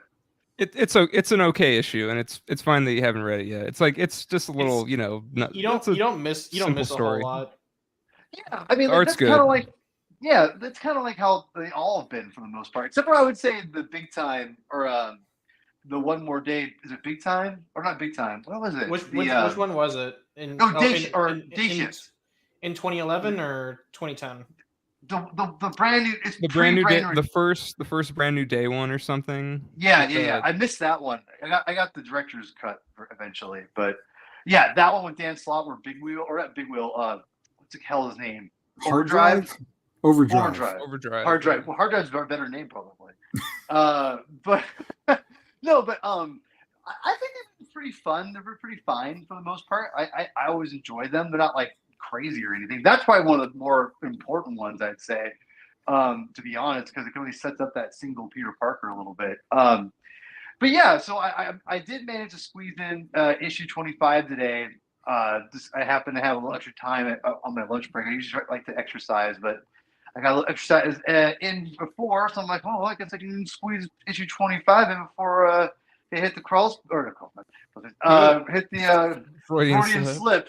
Freudian slip. I hooked on the Spideydude Experience, and so anyway, yeah, I read the issue, and for those who don't remember, as Javi was saying, I like the last couple issues, but I do admit that they are extremely decompressed, and it feels like they're stretching out way too much. And Javi and I were talking earlier, and one of the things about this issue, and now granted it is longer than most issues, but I gotta tell you, this is exactly what he should have done, or he should be doing in all his other issues with this one issue. And I almost think too that he could have, and I think I figured out the problem with even more so with like this whole run, and we kind of talked about it before. I'm convinced now.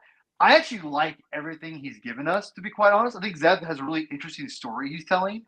The problem is how he's telling it, and he's really like, well, you don't know what happens, and you have to find out, and we have to like skip one story to get to the next. And I almost feel it was more linear. I think people would go along with it a lot more, and I think they'd be more accepting of Paul and the kids more, because you could I think you could do the whole time thing as it goes. Because I always go back to like recently, Rick Reminder and John Romita Jr. of all people. They had a pretty interesting cap run after Brubaker that took place in Dimension Z, which is very much in the same way where time happens differently, and Cap basically raises a child from Oh, 4 or 5 year olds. that's when he and Sharon get old, right? No. Sharon That's got afterwards. Sharon got old, and then Steve got old.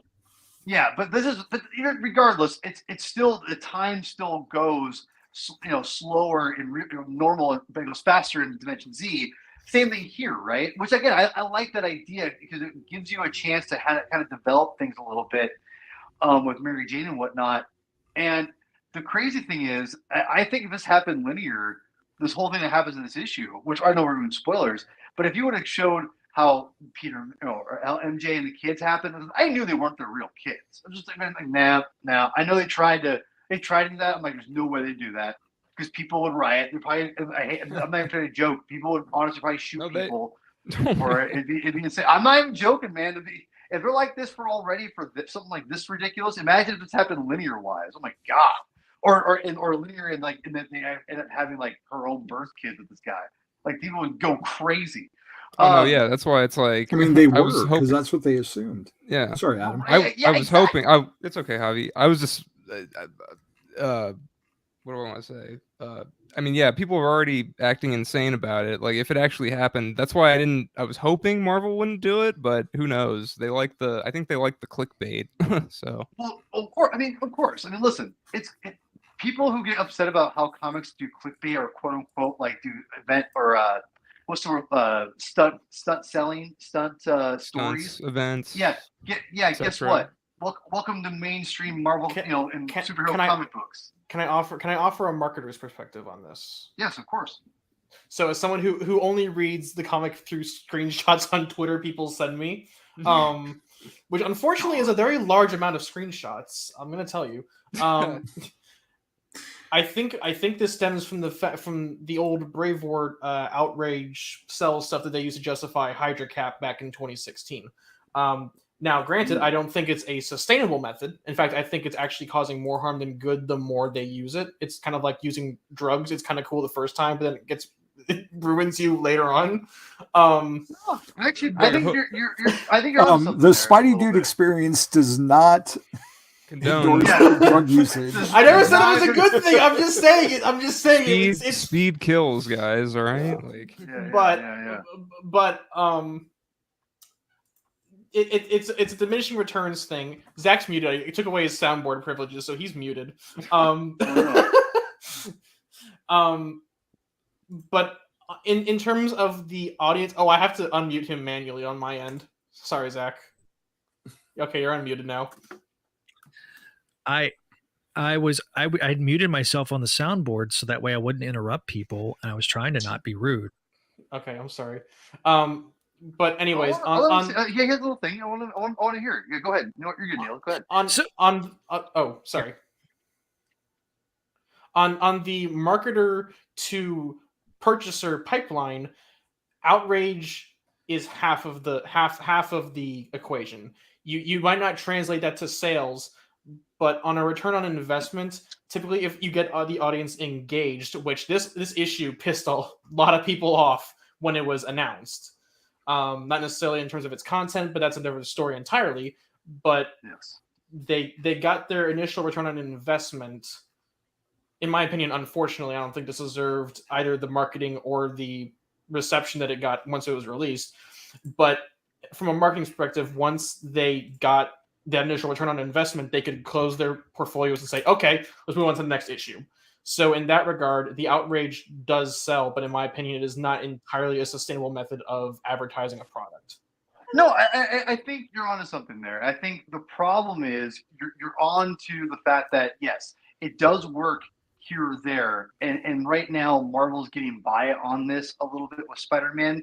And because but here's a problem, though. There's so much controversy around this that people, and it feels like for a while, Spider-Man and Mary Jane, that whole thing was kind of died down because it'd been so long since they were together. And I know Dan Slott is a polarizing, writer and figure on social media. But either way, I never saw this much like outcry for like people getting this upset about Spider-Man comics in a long time. Maybe since One More Day. It feels like because we've had the MCU films, you had Into the Spider-Verse, and now Across the Spider-Verse, you really established that Spider-Man and Mary Jane are together. And then when Nick Spencer came on and brought them back together, it was like, it's almost like now Marvel has no choice. You all have heard me from the get-go. They're getting back together. Like, they're gonna get married. I fully believe this. But the thing is, they want to do it, and they're trying to buy time for something. I don't know. I have no idea. I could be totally wrong, but it feels like they're buying time for something. I have no idea what that time is for, but they're doing something, and they're trying to fill in time with that. And with the stories we're getting, like with this story now, it's not, in my opinion, again, this is my opinion, it's not inherently bad. Because here's the thing. When I read this, I'm like, yeah, this is great because I know they're going to fix this and Peter and MJ are going to get together. Why are people freaking out about this? I just don't get that. But for the story itself, the only thing I would say, I told Javi this earlier, I said, here's the thing. It's bold what they're doing with Mary Jane, because we talked about like how Mary Jane's this party girl who was created in the 60s and was just a model, and what now she's in a multi-dimension, like shooting machine guns. Like that is she's Sarah Connor / Billy Soul. She really is, exactly. So that's a danger to put her in this kind of thing. But I gotta tell you, it for some reason works for me. It just does, and I think it's because I know inherently like Mary Jane is not that person, but also Mary Jane is a fighter and a survivor, and that's one of the biggest strengths of her character. I think that's what they're doing. They're going to like the nth degree with this.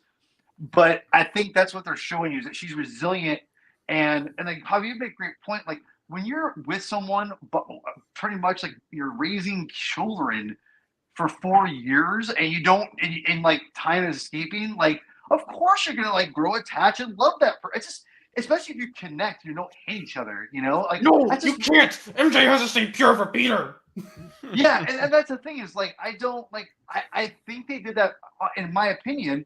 Going back to what I talked about earlier about how this actually felt the opposite. It was more compressing a lot of information all at once. And it was great. And that's what I thought about, if this happened linear-wise, that whole decompression thing we complained about earlier, everyone, I almost feel like you could evaporate that by going back and forth between MJ and Dimension into Peter in real time. It would actually flow a lot better, in my opinion. Probably if they were like backups to a main story. Yeah, without the inner conflict, like a couple pages per, and then a couple pages per MJ, and then like Peter gets 5 pages, and something like that. Like I don't know if a backup would work necessarily, but I think interplace between other pages, like just like how a normal ensemble book would be. So it reminds me of like what they did with what you're kind of suggesting, and maybe I'm on the same wavelength here, is kind of what like they did with Mayday, with like the data pages, where they would have like the main story and then they would have a page that was devoted to like a character or whatever. Maybe do that as a backup and build this story out over the year, because it was so tonally inconsistent by doing what he did, which was, I have a plot, but I haven't figured out how to tell it yet. Afterwards. And it goes back to one of my big gripes about this run, was that he had a plot and he kind of had it, there was other stories he wanted to tell first. I get that. But had this story been the opening story of this run, I think the mystery box element and the mystery box complaint wouldn't have existed. And if you did what you guys are suggesting, which is devoting a couple of pages per issue over 24 issues, and then when we get to this point here, then you kind of have this full story, and then you get to the resolution, because we already knew that MJ, the stakes of this part, right? We already knew that MJ, Paul, and these random ass kids, which is their names to me now, they're just known as random ass kids. No, we're calling them RAKs. We're calling them plot and device. Oh, that's right. We came up with the phrase plot and device before you got on, Paul. Wow. That's their names now, plot and device. So we got plot and device here. Device Watson. So these random ass kids Instead of LMDs, well done, Adam. Well done. Pizza time. He comes up big. He comes up big. So again, look, after the disaster that was the ending to Beyond. Don't say disaster. Don't say disaster. That's your opinion. That is, I'm sorry. That's your opinion. Your opinion, man. Yeah, exactly. Don't even say. Don't act like I'm not getting involved in this. Don't act like this is like a foregone conclusion that everyone thinks that this is a disaster. Because everybody I've talked to that is a Ben Reilly fan, but you, Paul. Yeah, that's all you talk to is Ben Reilly fan. Jesus and Christ. Me. That's all I talk to is Ben Reilly fans. I know, exactly. I am the torch bearer for Ben. 5 of you. Enough said.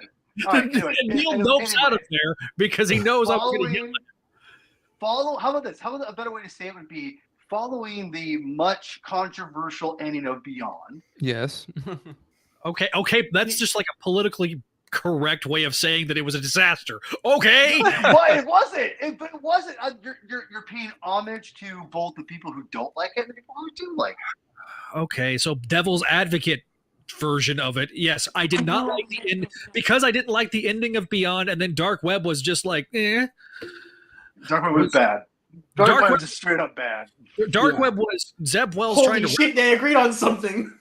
Dark Web was a Hellions plot that was tied up in a Spider-Man book because reasons. Well, okay, there was one good thing. We got Rec Rap.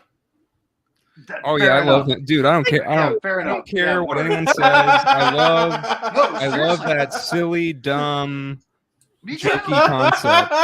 Oh god, I pissed Zach off.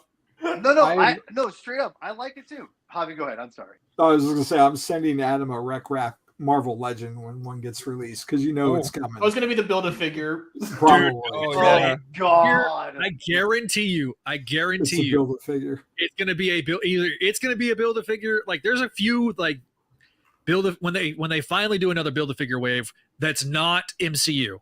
So I feel like the next Build-A-Figure wave is going to be Doc Ock from No Way Home. Because you can do the tentacles, you can do the trench coat, the torso, and all that.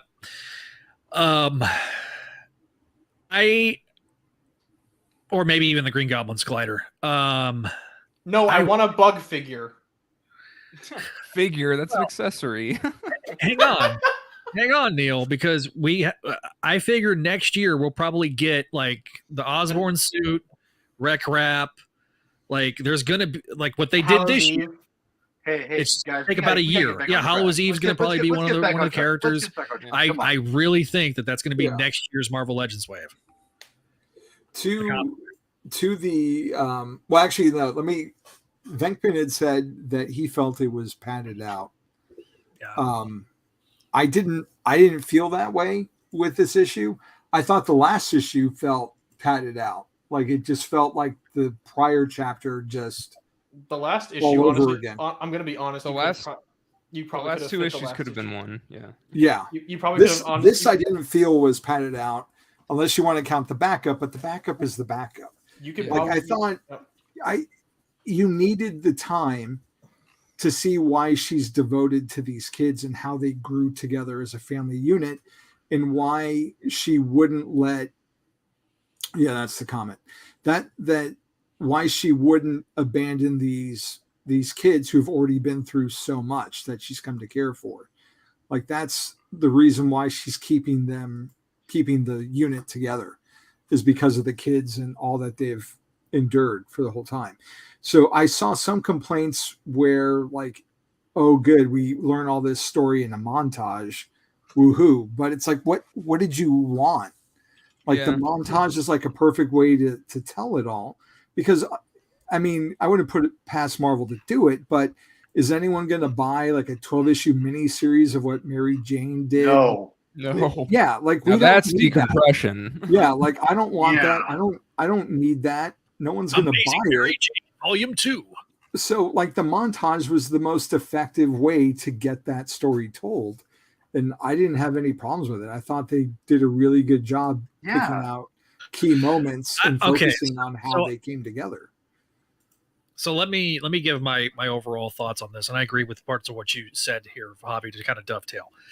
I think this was a really, first of all, the hype behind this book and all the bullshit and all the terrible discourse was going on in the build up to this issue.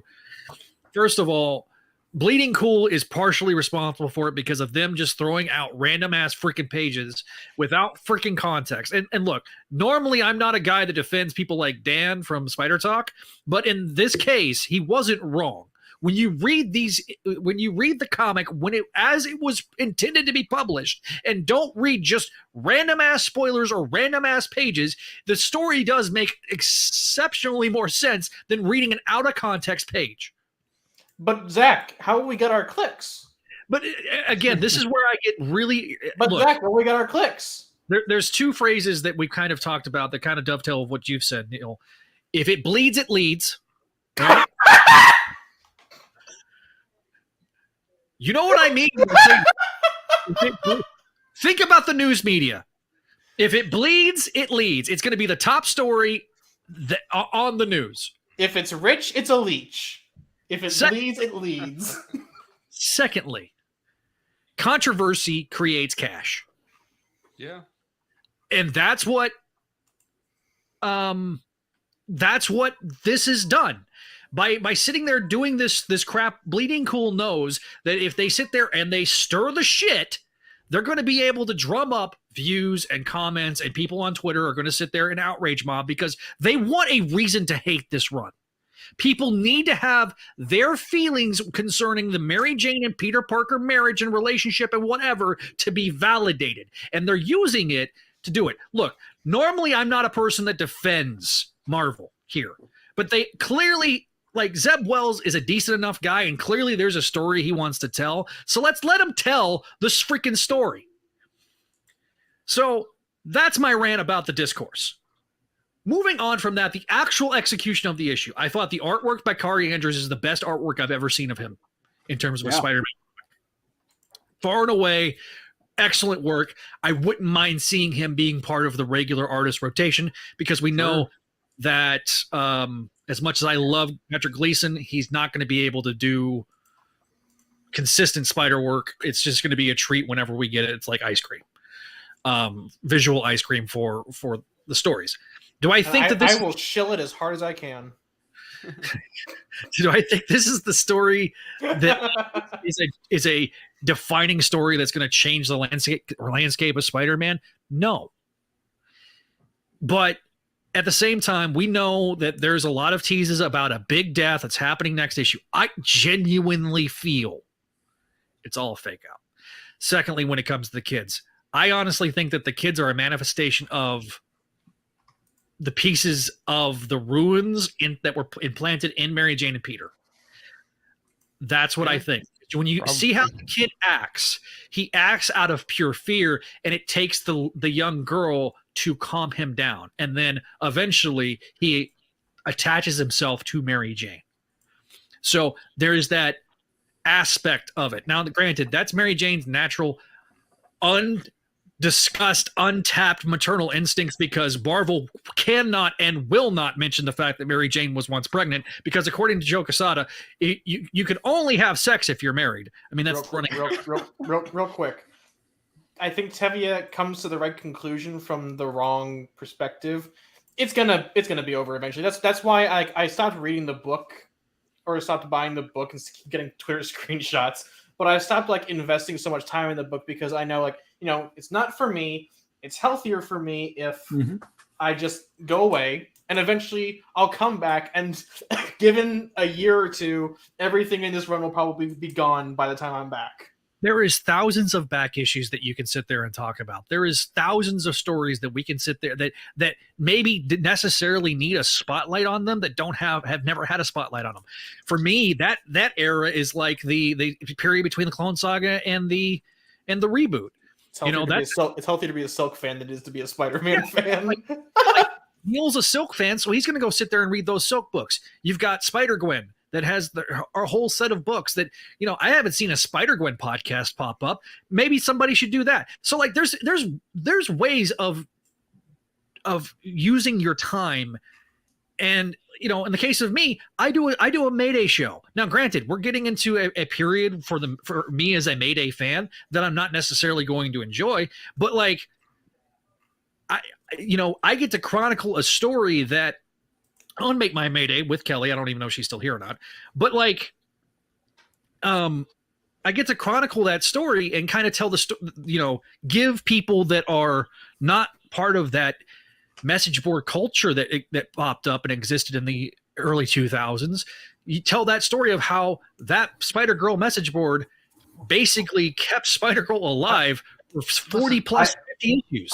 I think we need to go back to the comic book itself, because I think there's, in my opinion, like, because Venkman, I respect you like crazy, and if you really think this is more decompressed, like I would fully 100% disagree, because by the time I was reading this, and I'm like plowing through it, and I'm actually intrigued by what's happening. I'm like, okay, how does Paul and Mary Jane become closer? Okay, and where do the kids all fit into this, right? So as I'm reading this, I'm going through it. I'm like, man, like I feel like I just read a ton, and I looked at the page count. I was on page 25. Now I know this is a bigger book and there's a backup, but I'm like, we got so much more in those 25 pages than we did in the last, I think, 2 months. And I gotta say, it was really nice to see like this progression of a character. And there's a couple neat things, like Carrie Andrews. Like, you guys talked about his art. I gotta tell you, go read Erratic by AWA or EW. I always forget what the hell it's called. The AWA comic book company, where that Erratic is a fantastic book. It looks gorgeous. That to me is his best art, bar none, in my opinion. Well, this was his best Spidey art, is what I specifically said. No. I'm just saying, like in general, like his Erratic comic book is very good too. Like, just let me be very clear, it's very good. But this art is still really good. I like the fact we got the development of Paul and MJ, and then John Romita Jr. came in like with Spider-Man showing up. I love that little like kind of like, change and shift of time. Like Carrie Andrews is doing the past, and then once Spider-Man comes in, it catches up and it's back to what John Romita Jr. does best, which is drawing a kick-ass Spider-Man and Peter Parker. I just feel that the kids represent, like Javi already mentioned it. It represents, I think, the maternal aspect of Mary Jane that Marvel wants to try to implementing, to the base, to like the more casual or the readers are reading now, because like it or not, Zach, and this is not much talk down to you by any means, but like people don't remember the pregnancy. They don't know issue Spider-Man 75 as well as we all do. They don't remember that, and I think that you can't. The problem with today, and I think I find myself in the middle, because I'm like a lot of us here. I think that you can embrace continuity and still use it to your advantage, and I think they still will at some point. I think Baby May and that whole thing with the pregnancy, they'll eventually address that, but it's not anytime soon. Now, that being said, I do feel, and I think what they're doing now is they're trying to slowly build up Mary Jane to this maternal figure in the books, because right now we don't really have that outside of Spider-Girl, and I don't hate sakes. I like Spider-Girl, and I can't wait to get more into their books, but no one really knows that aspect of Mary Jane, and I think that you have to go deep to go find the original, issue 75 and that reference. So I think they're. Hold on. I'm almost done. Let me finish that. I'm almost done. So when you're having this, you need to build it up naturally. And I think that with that, you put this whole idea of how Peter and Mary Jane, even though you separate them, you bring them back together through all this, through this huge hard turmoil. And you also show the audience that Mary Jane wants to be a mom. And I think, listen, I understand you don't need to do this to do that, like to have her be a mom. Like, I'm not saying you do. But I think for people to kind of get Mary Jane to that conclusion naturally, where they're at this point as just getting back together, you can't just be like, oh, they have a baby after they've been together for like a month. That'd be weird. It just would be weird. They have to get to that point of like, let's get remarried probably. I mean, I'm not saying they have to get married to have kids. Like, I'd be fine if they did, to be quite honest. But I think to get to that point, to get remarried and have a child and go and look at that Superman, Lois, what they're doing with those characters in DC, which DC's killing it right now. And again, I'm almost done, I promise. I'll talk about DC soon. For sure. I'll get you on for DC. And the thing is, when you have to build that up naturally. And I think and honestly, I do think what's going to happen after this, my prediction is Mary Jane those kids won't be killed, quote unquote. They'll be sent out to a different dimension where she'll always have this longing for them, or unless they are those manifestations, like you said, which I really like actually, Zach. But either way, you've now established that she loves being a mom, and when that's taken away, and you know as well as I do, guys who are parents here, if that was taken away from you, that would be the fucking worst thing in the world. And I would I'll say it right here. It should be controversial. I just end it. I'd be like, I'm done. See ya. Like I'd just be done, because it would be. I wouldn't rather be done than go on without my kid. Straight up. So imagine Mary Jane taking these kids. I don't care if they're her biological kids or not. And I'm not mad at you guys, by the way. I'm just saying in general. Like, I don't care if they're biological kids or how old they were when she accepted them as her own kids. Those are her kids in her eyes.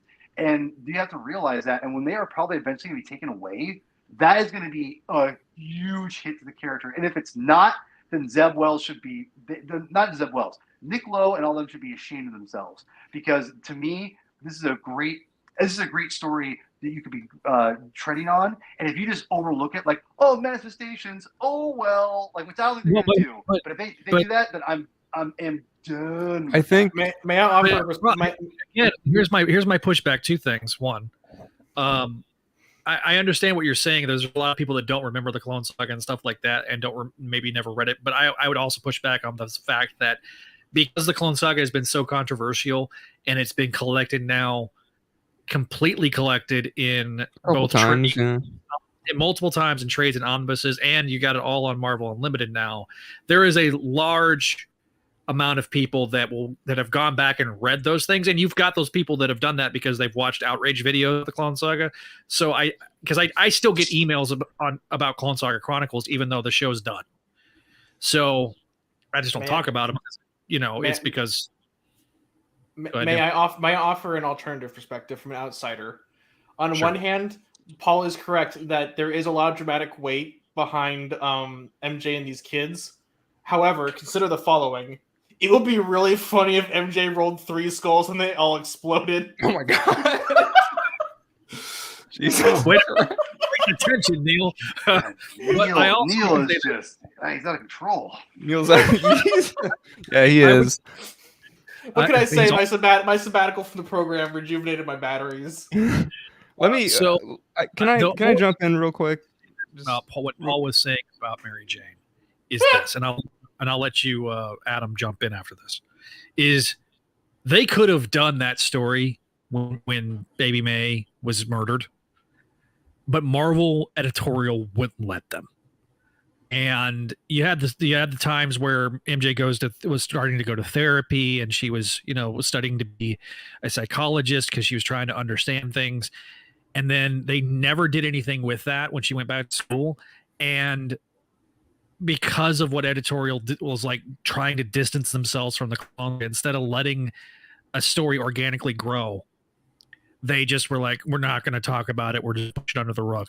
And I worry that if they do something like that similar, it is repeating the same mistake, what you just said, Paul. So I am agreeing with you on principle. It's just like, I've seen this song and dance before.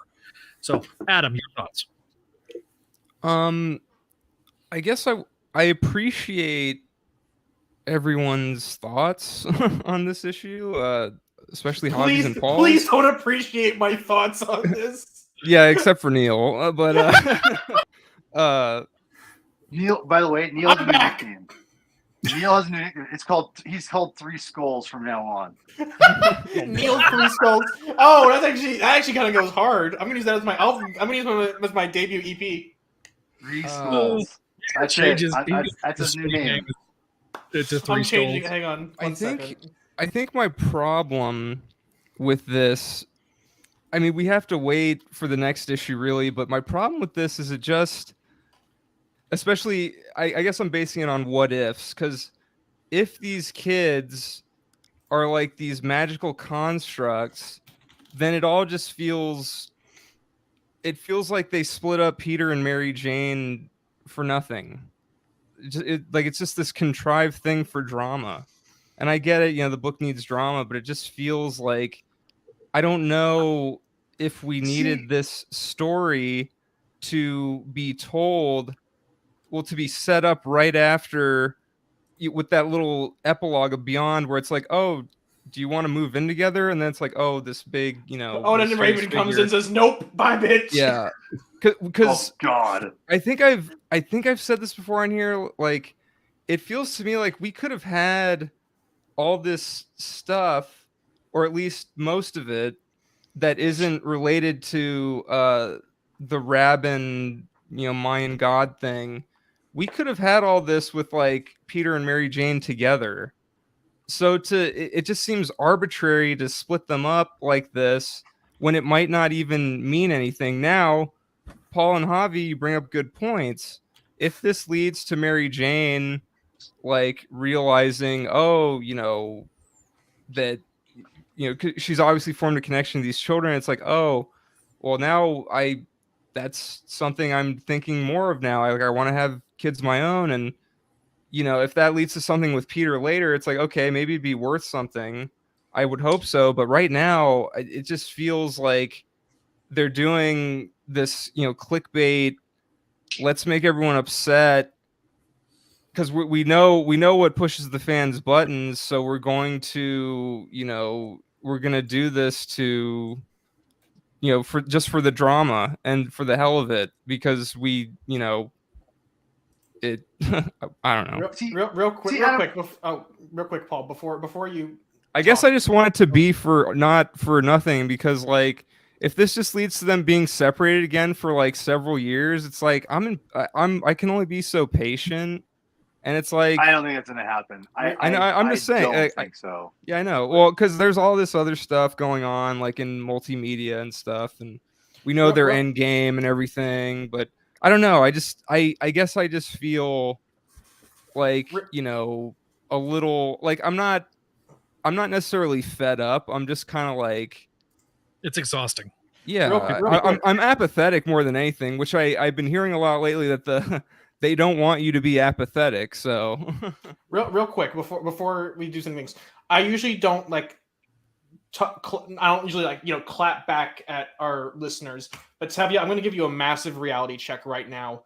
It's not going to be the final nail in the coffin. If your predication for reading Amazing Spider-Man is built on Mary Jane and Peter being together or even alive, then I want to say you're not reading ASM for the right reasons, but it's a very flimsy one.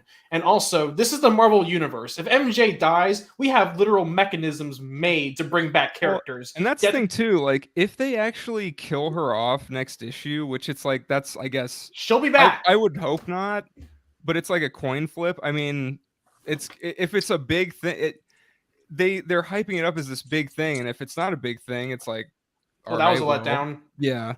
But if it is her, if it is actually her, it's like, well, what's the point? Like, she's not gonna stay dead. Like, yeah, the X-Men have literally built a mechanism to bring back dead people. That's true. And finally, and then I'm going to let Paul back in here for a second to dovetail. I was going to bring up Tevye's point, so I'm glad you did, Neil. Mary Jane and Peter are going to be together in the PS5 game. Mary Jane and Peter are a version of Mary Jane and Peter are going to be in the films. So it may be that it ends for the comic fans temporarily, but it's cyclical. You have creators that are coming up that were reading comics when me and Paul and Javi were reading comics when Peter and Mary Jane were married. So it's going to, like, you're starting to see these, millennial creators come in, and they're going to be waxing nostalgic. And these third generation creative types that started, in the 80s or whatever, they're going to be leaving. They're going to be aging out, and there's going to be a new group of people that are going to come in and be like, man, I'm super nostalgic for the late 80s and the McFarlane era and stuff like that. So I just think it's a little disingenuous for people to think that it's like, oh, it's Endgame. It's a nail in the coffin. It's temporary. No. Nothing is forever when it comes to comics. Go ahead, Paul. I want to use Iron Man as like an example of this, and I'm sorry to cut you off, Paul. But Iron Man has gone from being rich to poor to rich to poor to rich to moderately well off within the span of less than a decade. She'll be fine, even if even if we watch her like roll 3 skulls on her thing and she explodes, which would be kind of funny. I'm not gonna lie, that would be really funny. Three skulls himself. She's coming back, baby. Well, just pop her in the egg. She's coming out. I want to throw this to Javi too, because Javi and I, he's my boy, and we talk a lot about this stuff, and I want to throw some things out to you, and I want you to tell me if I'm insane your intake, and along with all you guys. But I want to pose to Javi too. He hasn't said much lately. My thing is this. All right, really quick. I want to throw it to you, Javi. Answer me this right now. Are Peter and MJ together in the MCU? Yeah. Right now. I mean, Are Peter in the way after the end of No Way Home, no. Exactly. But, and I see where you're going with this because I was having this thought as everyone was talking. Yep. Go ahead. Superman was quiet Siri. Superman was going to get married to Lois. They were engaged. Then they made Lois and Clark, and they're like, "Oh, hold on, can't get him married right now. We want to tie it in with the show. What are we going to do? Oh, let's kill Superman." Mm-hmm. He got better. They got married on TV the same week that the issue came out, and while that got undone by stupid Flashpoint, they're back together. They're married in the comics, and it's been very successful, and they're married on TV, which more people probably see the show than read Action, which is a shame because not that the show's not good, but Action and Superman right now are just hitting it out of the park month after month. So it wouldn't surprise me if maybe they are delaying it to whenever we get a Spider-Man 4 with Tom Holland. That it's ages away. Also to add on to this, and tie them in together in the comics, because comics is this weird thing where the dog doesn't wag the tail wags the dog. Like the lineup that we have for Guardians was not, I'm pretty sure was not the lineup that was existing before the MCU movies. I mean, you can fact check me on it. It's partial. It is part of it, but not in the same iteration. Yeah, but it's not. It's majority of the characters. Bendis unfortunately forgot that he wasn't on the Marvel Creative Committee anymore, and so I can, like Zach was pointing out, like I can see, because we are getting these Peter and MJ relationships in more popular media, that it's going to come to the comics. Also, because they always copy that. They always copy the bigger thing. Real quick, people are mentioning Across the Spider-Verse, and oh cool, hey Ron, cute baby.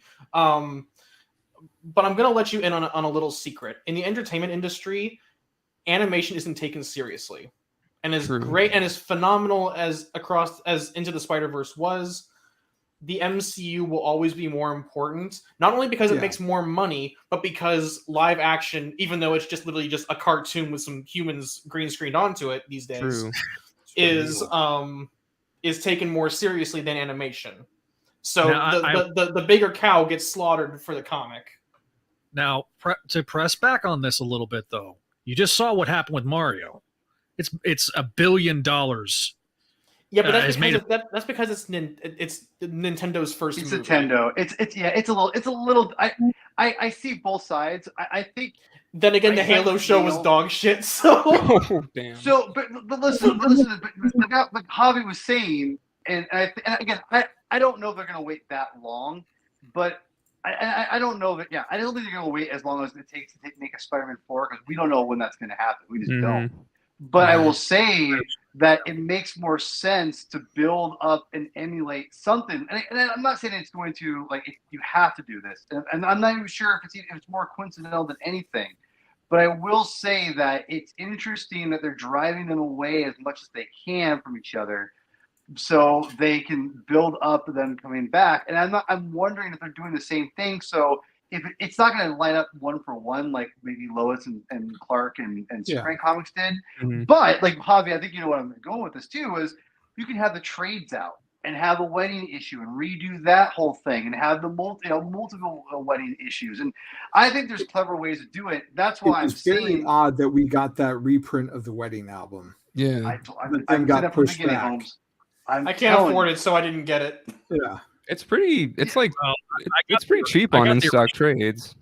Oh, is it? Okay. It's like But, 27 or something. I think it's like $50 regularly. Sheesh! With Paul, like, why was Morbius in the second symbiote Spider-Man? Morbius sweep!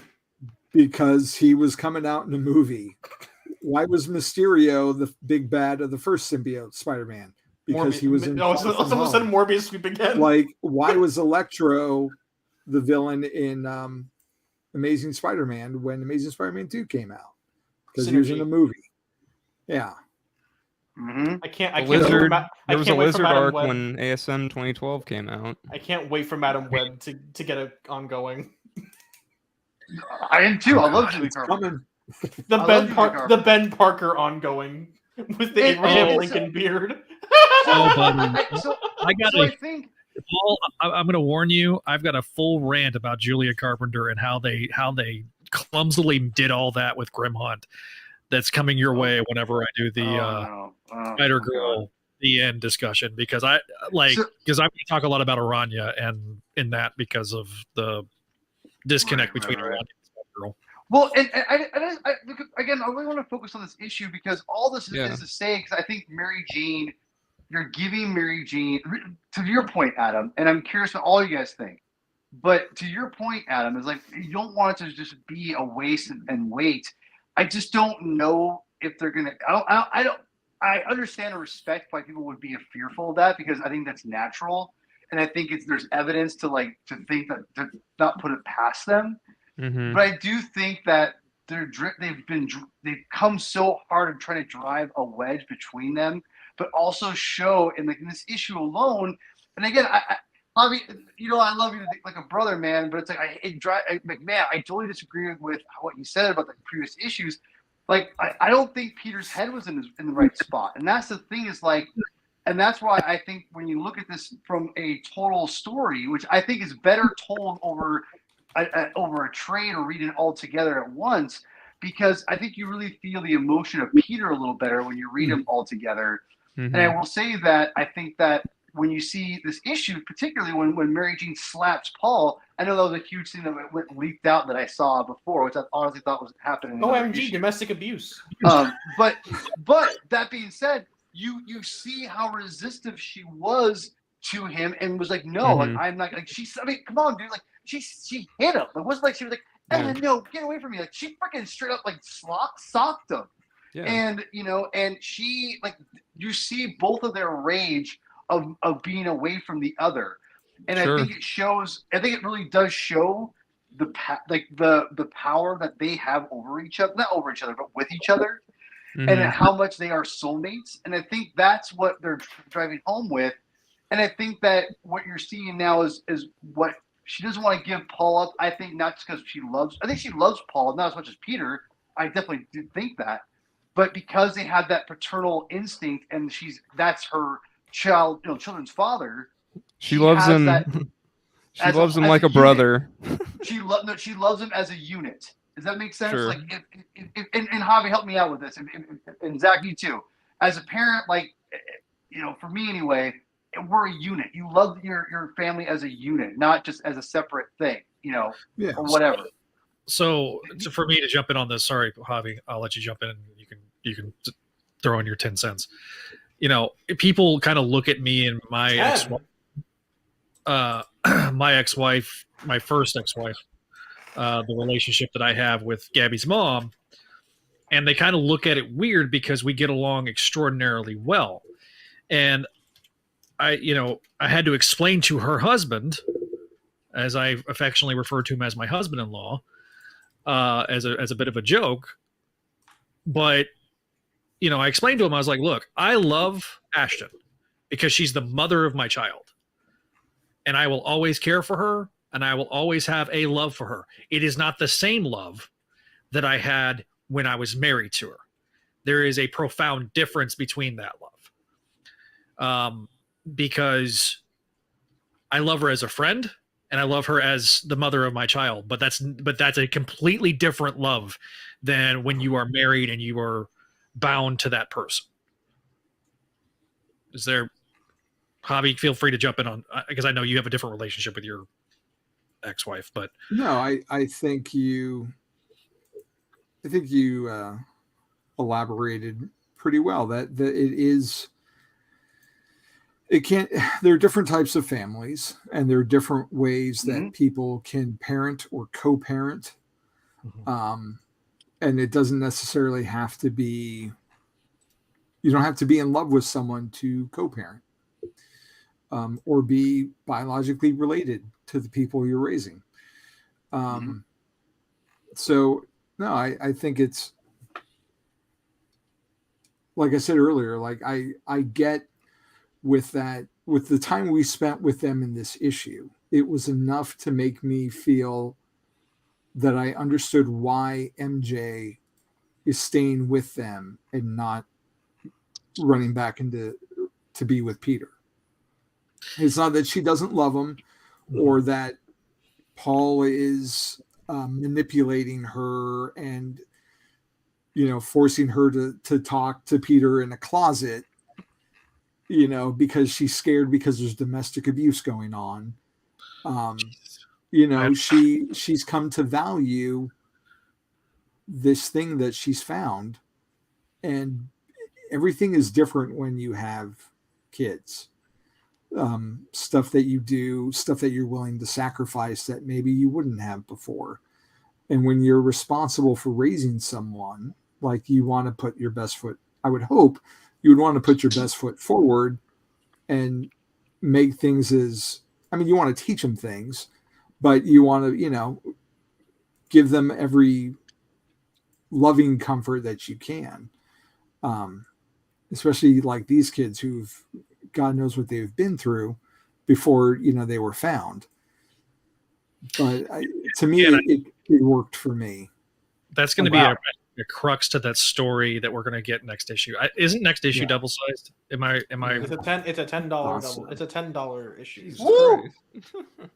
There's some of the Discord that I had to ask Neil about it, because I'm like, I don't understand where this meme came from. A eunuch.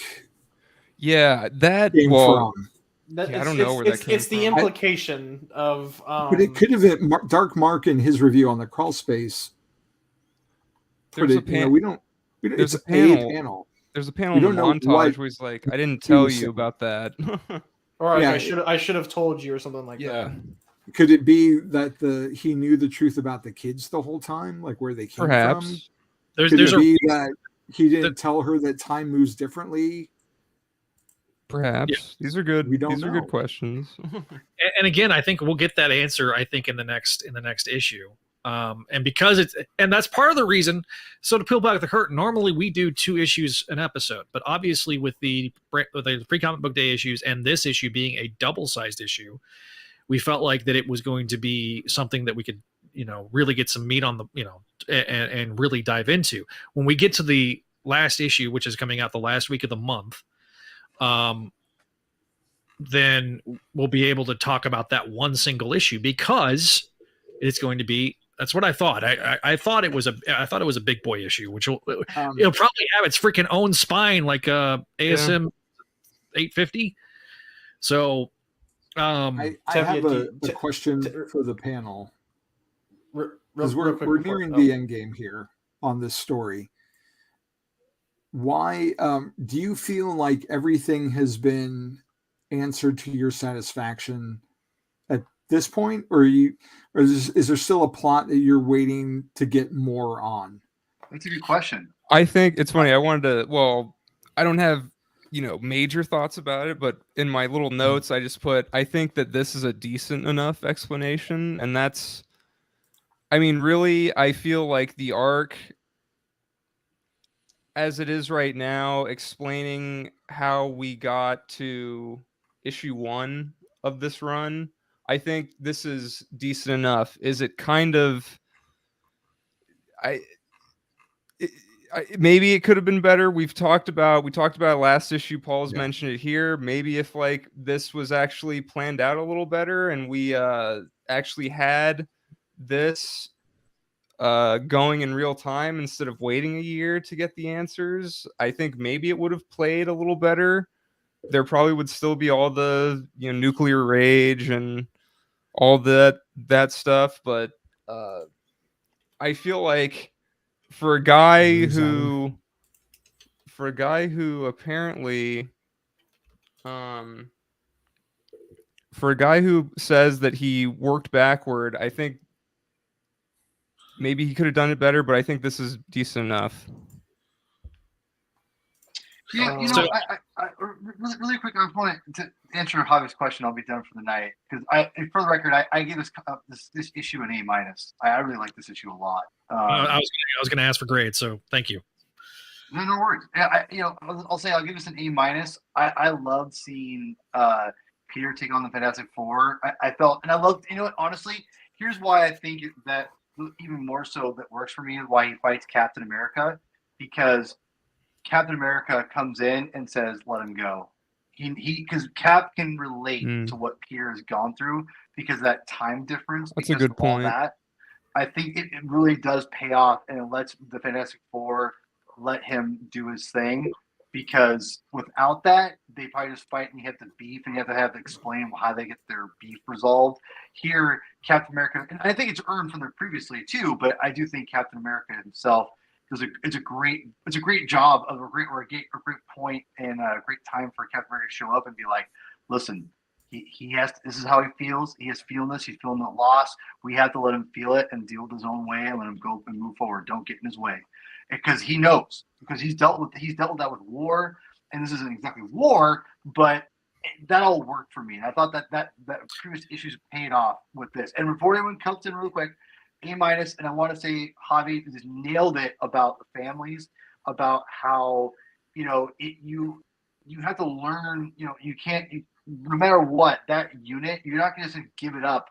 For oh, I found Peter, I love you right now. It becomes your world. And if you have children, I think that really is the crux of this whole relationship. I'm not sure if it's really just Paul, but I think when you work as a team, as like her and Paul have been as the paternal figures of their lives, that becomes your life, like Javi said. And anyone who's a parent understands that. And again, listen, as someone who always wanted to be a parent before, and then before I became one, it was hard for me to understand that, even though I wanted to understand it. I wanted to be a parent so bad. You don't really get it until it happens. And I'm not trying to talk mess because you have kids you don't understand. I'm just saying it's hard to identify with that, in my opinion. And I think that you understand, you don't have to like it, but you can understand a little bit of the perspective. And I think that's why I give Zevos a lot of credit. He's doing something daring and different with Mary Jane in this. And I think she's going to come out a much different character. And that's why I think we're going to get the more paternal Mary Jane figure, which I'm excited about, regardless after these kids are gone, because I don't think they're sticking around. But I really like this issue. I give it an A-. And, I think this, I'll say this. There's no lingering things they haven't explained other than this big death reveal. I'm pretty happy. I do kind of want to move on, because I'm done with the backlash that everyone's gotten from that. I want to move on to something different. That's what I want to do from now. Amen to that. To kind of answer or answer Javi's question myself, I'll say this. I'm going to give this a B+. I think the artwork was really good. I think both stories were really well done. In terms of this story is well done because it does give you finally answers. And for a lot of us griping and gnashing of teeth from the beginning of this season of the show, talking about Wells, there was a lot of like, man, I just want to get the answers. Well, we're finally getting those answers. Is it 100% perfect? No. There's things like what McNulty brings up about the Peter punching Paul versus Paul, punching Peter, whatever. Don't know if, we don't know which is which. That may have been a mistake, and it may have been something that, has to be explained away as a no prize in letters page. Who knows? But at the same time, we do get most of these answers. We get an answer as to why the Fantastic Four are pissed at him. We get an answer of why the Avengers are sort of pissed at him. Aunt May, we kind of know why she was a little... the way they portrayed Aunt May being mad at him was a little out of proportion, to be fair. I'll disagree. When you leave someone to pay your medical bills for 6 months, that I think you're justified in being a little pissed off at somebody. You're right. She didn't reason to be like that. I can understand her disappointment with that. But my point being is that people felt like there was going to be more to it than that. But I feel like that this arc has done a pretty decent job of answering all these questions that we've had. And I am interested to see, now that we're going to get through this period of time and we're going to move forward. Now, okay, Zeb Wells, you've done your big mystery. You've done your big mystery arc. Now, go back to telling good Spider-Man stories that are just fun. Like, there doesn't need to be a big overarching mystery, and that's been something that's been a bit of a crutch with Spider-Man, especially for the last couple of decades, where it feels like we got to introduce a mystery, and then not everything has to be the Hobgoblin. We don't have to recreate that wheel every time. So, with that being said, I feel like we're moving forward, and there is forward progression, and there's not something that's hanging over as a cloud. We'll see if my opinion changes with the next issue and the next episode. But for now, like I say, it's a B+ for me because I really like the artwork, and I did like that story. Adam, what's your grade? I'd probably give it a C. Art was great. I like Peter punching Johnny because I felt like punching Johnny in that moment. Johnny, you're on fire! But I don't know that ending with Peter, 3 skulls at the end, those last 2 panels, just like that utter defeat, it really bummed me out. And it was just, good art's supposed to make you feel something, but I don't know if I want to feel that loss necessarily. So I don't know. We'll see where it goes. I just don't really want it to be contrived, whatever that means, and be all just cause for drama and be all for nothing. How about your grade? I don't know, man. I didn't dislike it. In fact, I think I really liked it. I was really blown away by Andrew's art. Word. And I don't know. I don't know if I 100% feel like we got to the place, because I would assume that most of 26 is going to be in the present day, if not all of it. But I don't necessarily feel everything lines up perfectly. Like the whole bill collector thing still seems a little weird to me, even though we know now it's those old bills. Like something didn't quite line up with it. So I'd have to read it again, but like I'm waffling between like a B+ and an A-. Although, and I say that totally understanding where Adam's coming from and how, you do want all this melodrama to be for something. But I think that ending it in that downer way explains why Peter was in the rut that he was, where he wasn't trying to find work and how it was difficult every day. Like I see why that ending goes into the first issue of this arc. And I think just overall with Spider-Man, that he tends to have the problem past a certain point of, like I mentioned at the top of the show, of character progression. Like we've seen a lot of him regressing and not being he can be funny as Spider-Man, but he was always more mature than his peers. when it came to like his personal life. Even though, yeah, like you guys have said, he's got a temper, like he still is able to rationalize things, and he's a smart person. Maybe not Reed Richards, but he's smart. And like I feel like we've lost some of that. I feel like the Free Comic Book Day issue didn't necessarily highlight that. But with this, it goes to show like Mary Jane has had tremendous, I think, character progression that we're finally getting to see where it's all coming from. And I would hope that Peter gets the same courtesy again, because I felt like we were getting it with the first half of Spencer, and it's kind of fallen by the wayside. And I'd like to just get back to that and pass the negativity. And it's like I said in one of the earlier episodes, like I'm liking the beginning of this arc, and I'm waiting to see where it goes to, you know, how it finishes. I'm not going to judge it until it's all the way done. But the way that, like we've all said, the way the story has been trotted out has, you know, affected the discourse and gotten a lot of people riled up, which is unfortunate. So to dovetail, you literally teed up my one of my final points. One of the reasons that I started doing this show is to try to bring a nuanced, in-depth, deep level discussion of these stories. And because we know, like Paul and I, we disagree on the ending of Beyond, right? He likes that ending. I don't. That's okay. But if we don't have some sort of nuance when it comes to discussing and dissecting these stories, then it becomes extremely polarizing, to where you have one group that's listening to a show because they're rip and tear and slash and bash and bash people's metaphorical skulls in, or three skulls, killing people off with Bogenreiter over there. But then you have on the other side, you have the guys that just want to sit there and just play kissy. Okay, I'll play a little kissy face, but I don't want to play kissy face all the time.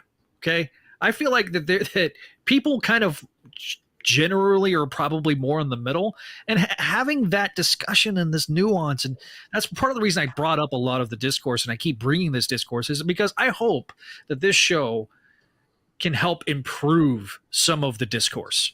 Maybe that's me being a little overzealous, but hopefully, like you've found things, because there's going to be people that are going to agree with Paul. There's going to be people that agree with Javi. People agree with Adam. People agree with me. Great. I always love new fans. I don't have any opinions.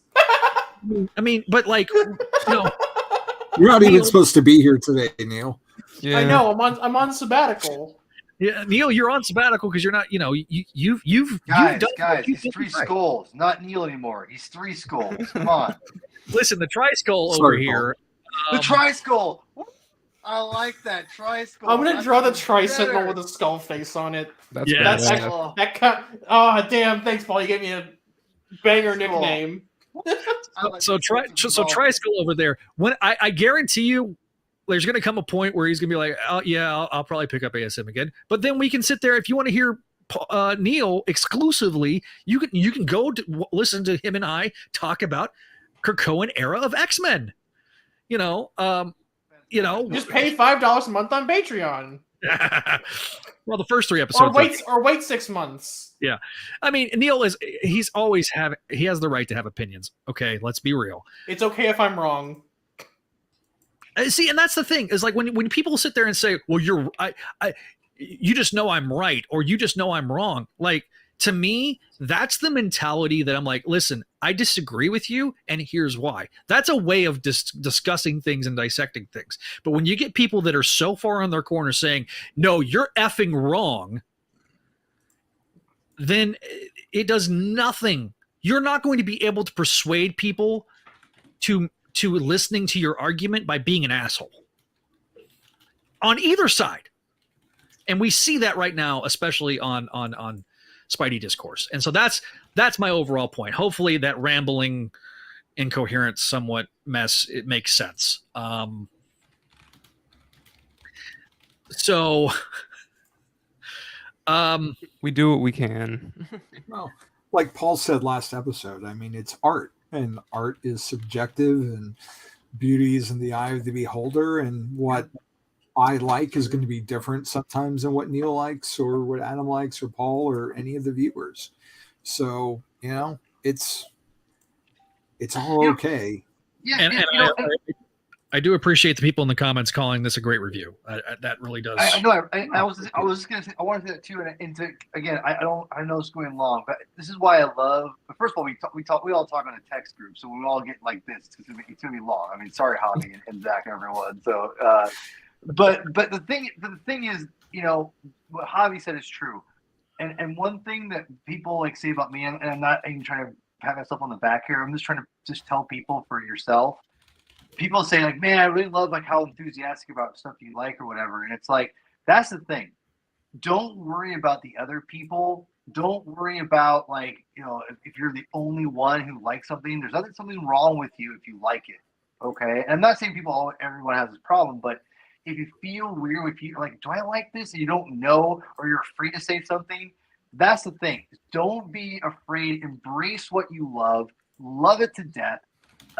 Don't hate on everything, because everything, or don't hate and go out of your way to be malicious and awful about something you don't like all the time, because you might hurt someone's feelings like who like it. You don't have to say you like it.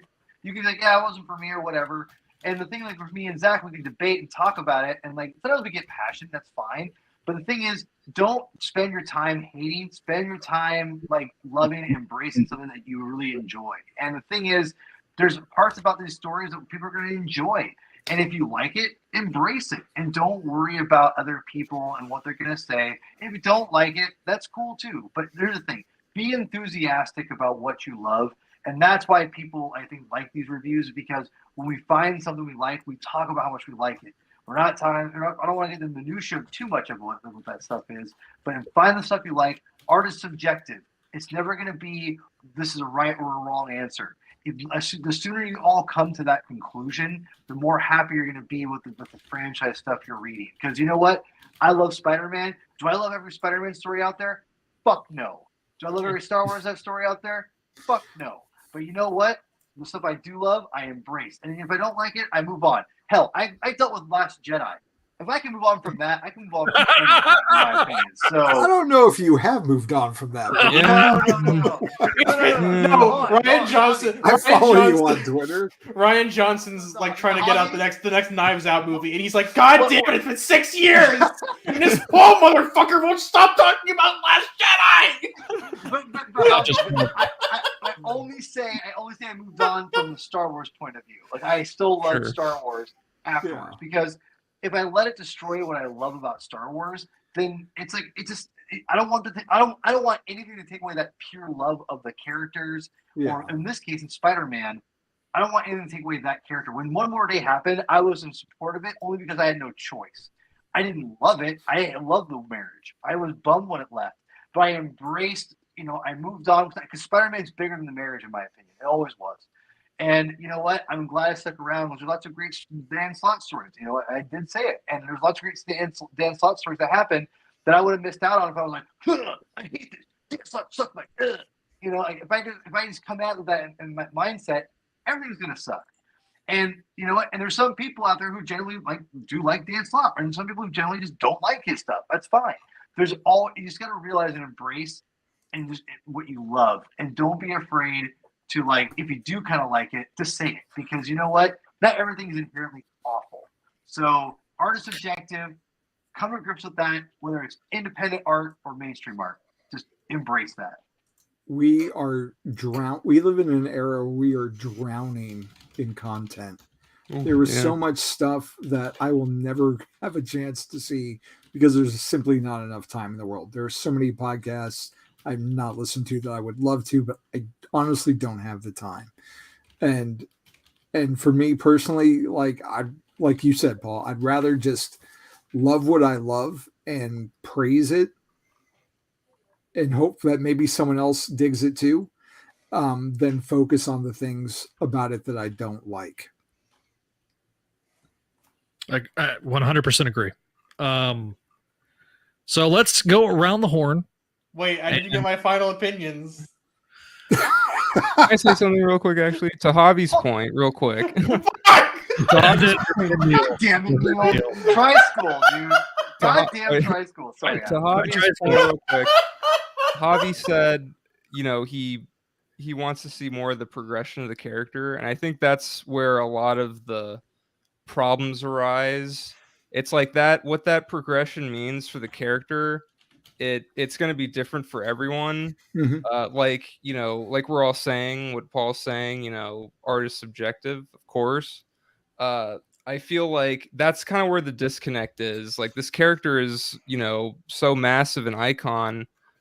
The progression of the character, it's totally different for everybody.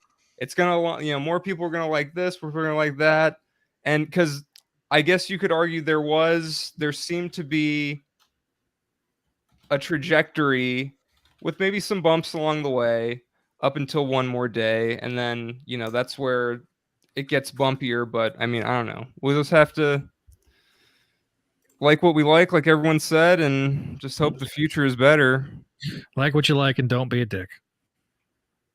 That should just be how you live your life. Tri-Skull, you're up. I'm gonna change the username. That is a great name, by the way. Tri-Skull. Perfect. So, okay. I'm not gonna give it a letter grade. I'm gonna abstain from that because honestly, I feel like my opinion on the arc, the well's been kind of poisoned for me. So I don't feel like I'm gonna give an objective letter grade without. What? You didn't read the book, you said. No, everyone keeps sending me Twitter screenshots. He's gotten a lot of Twitter screenshots, and people have thrown their. They're like asking for my opinions on like, what do you think Paul has no hog anymore? All right, I apologize. You read the screenshots. I got it. No, you're fine. I thought it was good. And in response to Javi's question about whether or not the answer or whether or not the mystery was satisfying, I think at some point, I think it was like just before Dark Web started, I was kind of like, you know what? I kind of don't care how it ends. Get it over with, and so we can move on. I don't think that overall opinion has changed that much. I think the wording of it has changed. It's more just like, okay, we got it answered. So I think there are far worse ways you could have done it. I think there were more funny ways you could have done it. It's just there. I'm kind of at that point where it's just like, okay, can we get more Ed McGuinness art, please? I'd like that. Soon. I think next month. Yeah. A premature F in the chat for Paul and the kids. We barely knew thee. roll the jackpot, baby! 3 skulls. Also, I gotta give a shout out to the phrase "stupid flashpoint." Where's the lie? Which, by the way, you kind of took me back. If you guys remember the part in Revenge of the Sith when Yoda grabs his chest when all the Jedi start dying. I've never read Flashpoint, but that's how I felt when Javi said that, because he's the biggest trauma memory. I was like, whoa. I was going, what? I was like, whoa. Man, this has been a very. I knew we were going to go I'm going to apologize publicly for the clickbaity titles on YouTube. They do better in the algorithm. This one's great. The next one's better. It's especially funny. It's especially funny because of how mundane the issue was. It wasn't really that shocking. It really wasn't that shocking, but it becomes ironic because I make these ahead of time. But hopefully you guys have enjoyed this episode. Be sure to leave us some feedback on your favorite podcasting catcher. Let's before I wrap it up, let's go around the horn. Let's let everybody plug their stuff and where you can find everybody. So Paul, we'll start with you. That way you can go eat or something. I'll be around after we close, but regardless, Yes, follow me on Twitter at Herman22 with 2 N's, aka P Thug. Also, please go subscribe to the Comic Binge YouTube channel that all these people have showed up at and will show up in the future on pretty much a regular basis because I love these guys. So, go on there. We just did some Guardians reviews. I appreciate everyone. I know everyone has to agree, and that's fine. And but you know what?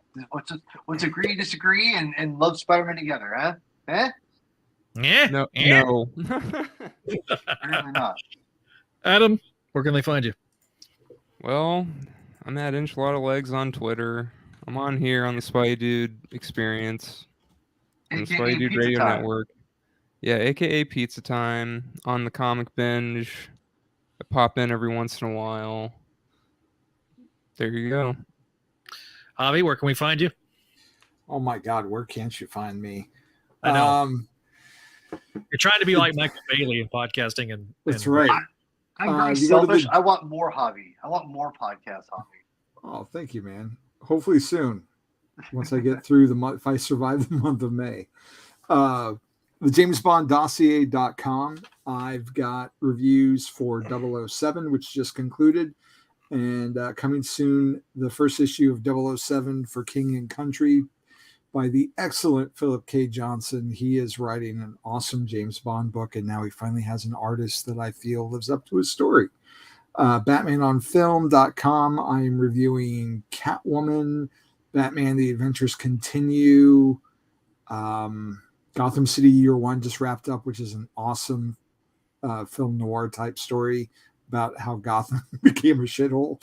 And of course, ASM Classics. Once I get through some of the stuff I mentioned, I should be back to editing that. And of course, Up to Speed with Wally West. The Flash is my YouTube channel. Should be, God willing, recording tomorrow and editing over the weekend for another episode. So far, I have my pilot talking about Wally's first appearance, and I have a Tweeterhead statue review for their Barry Allen statue. But Wally also wore that costume, so I figure it counts. It's my channel, so why the hell not? It's your channel, and you'll do what you want to. Exactly. Hell yeah. Oh, and Spider-Man Council coming at you. What Tuesday in May, Paul? I was trying to find the date. It's I think it's the weekend, not next Tuesday, but the Tuesday after. Oh man, that's trouble. I know. If we have to push it out, we can. But I'll tell you this. Going to be here. I know, right? We'll figure it out. Because remember, I'm Yeah. moving, so life's kind of insane for me too. But I will say this: I'm so committed that before I even moved, I went back while we're doing our whole spiel here tonight. I went back and picked up the 12 whatever issues we're gonna read. I got them out of the long box while we're all talking because I'm Nice. like, gotta read them. So What are we for covering? those who don't know, Spider-Man Council going to be doing a little across Spider-Verse prep or celebration, if you will. So we'll tease it at that. Neil, where can we find you? You can find me on Twitter at QuillSniv. You should follow my biggest fan at RecRapOfficial. It's a very important Twitter account for my fan base. You can also find me on Books of X, the X-Men podcast all about the Krakoa era on Patreon. Just either pay $5 or wait 6 months. Either option works. You can find me on Instagram at QuillSniv. You can find me on Tumblr at QuillSniv. You can find me on Newgrounds at QuillSniv. I'm going to be changing everything to 3 Skulls, so that might take some time. Tri-Skull. I'll be changing everything. I'll be changing everything to Tri-Skull, so look for that in the near future. And so soon you'll be able to find me in a completely different city. Yes, you'll be in the great city State of capital. I saw you trumble off of that. Okay. Okay, so so to kind of give people a little bit of things that are going to be happening hopefully this month, I'm working on a Across the Spider-Verse special that's coming that's coming together. I've got some people that are committed. I've got to wait for a few more people to give me the thumbs up before Hey, when are we doing slot debates? Probably. Oh God. No, hold on. Now, for the record, life has been really insane lately. So. Oh no, I'm just ribbing. Listen, full disclosure. I'm wanting the slot debates. It's just like life for me has just been insane. But I'm just being cruel. I know. But listen, I promise we will do the slot debates. But we It's gotta probably- start with. Realistically, it's probably going to be this fall, just because I'm going to be moving in July. Paul's in the middle of moving. Yeah, life is nuts. Everyone's moving. I've got to find a new house because in July I'm homeless. My lease is over, so I've got to get out of the house.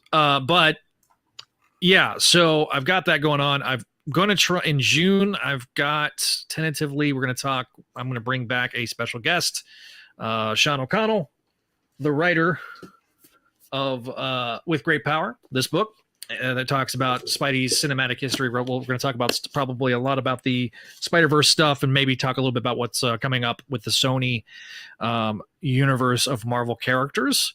So that'll be a lot of fun. That's probably going to be in June, I think. But we'll also be doing our 50th episode next week for Make Mine Mayday. It's kind of our big celebration. We are wrapping up officially the DeFalco Friends Pat Olive era of Spider-Girl. And we're going to be covering Spider-Girl, The End. And I'll give you a history about The End comics and what those were all about, as well as giving you a bit of a Spider-Girl perspective onto some of the controversies that was going on at the time at Marvel too. So we always try to chronicle things and give you kind of context about what was going on behind the scenes, and kind of give you that journey of Spider-Girl. So you got that with me and Kelly. So with that, I'll officially begin wrapping up this episode of the Spideydude Experience. Thanks for watching. If you're watching us live on YouTube, you can thank you. If you're listening to the audio edition of this program, thank you. Give us a 5-star review. Let us know how we're doing, and we will read any and all feedback on future episodes. You can find us on social media at Spideydude Radio, at Spideydude Network on Facebook, at Spideydude Radio Network on YouTube. If you have not found the YouTube page, give us that like, that share, and subscribe. Before we get out of here, of course, I always got to thank our patrons at patreon.com/Spideydude. We got our sensational tier: Allison Farquhar, Cindy, Ed, Georgia, Greg, Janelle, Jessica, Catherine, Kale, Keegar, Laura Howard, Master Dram, and Phoenician, Scott, Vanessa, and Vicky. And then we got our Spideydude VIPs: Scott McGraw, Sebastian, Vinkman, and Winnipeg Webhead. Also, we want to give a shout out to our Friendly Neighborhood tier, our $1 tier. They get a shout out on the audio edition. So thanks to those, our 3 Patreons there. You go over to Spidey-Dude.com, check out our Spideydude Vault series. We got the Clone Saga Chronicles and Spectacular Radio. As we mentioned, ASM Classics with Hobby. We got the South Pacific Era Podcast, just dropped a new episode this week, and it's going to continue dropping out some episodes. I have a bit of a detour here pretty soon, talking about some Spidey music. More on that when it does come out. Of course, Voices from the Eyrie Gargoyles Podcast covers everything Gargoyles here on the Spideydude Radio Network. The video edition you can find over on Patreon. And of course, Books of X with Neil and myself talking about Cohen era of X-Men. Thanks for watching. Thanks for listening. And we'll see you next time here on the Spideydude Experience.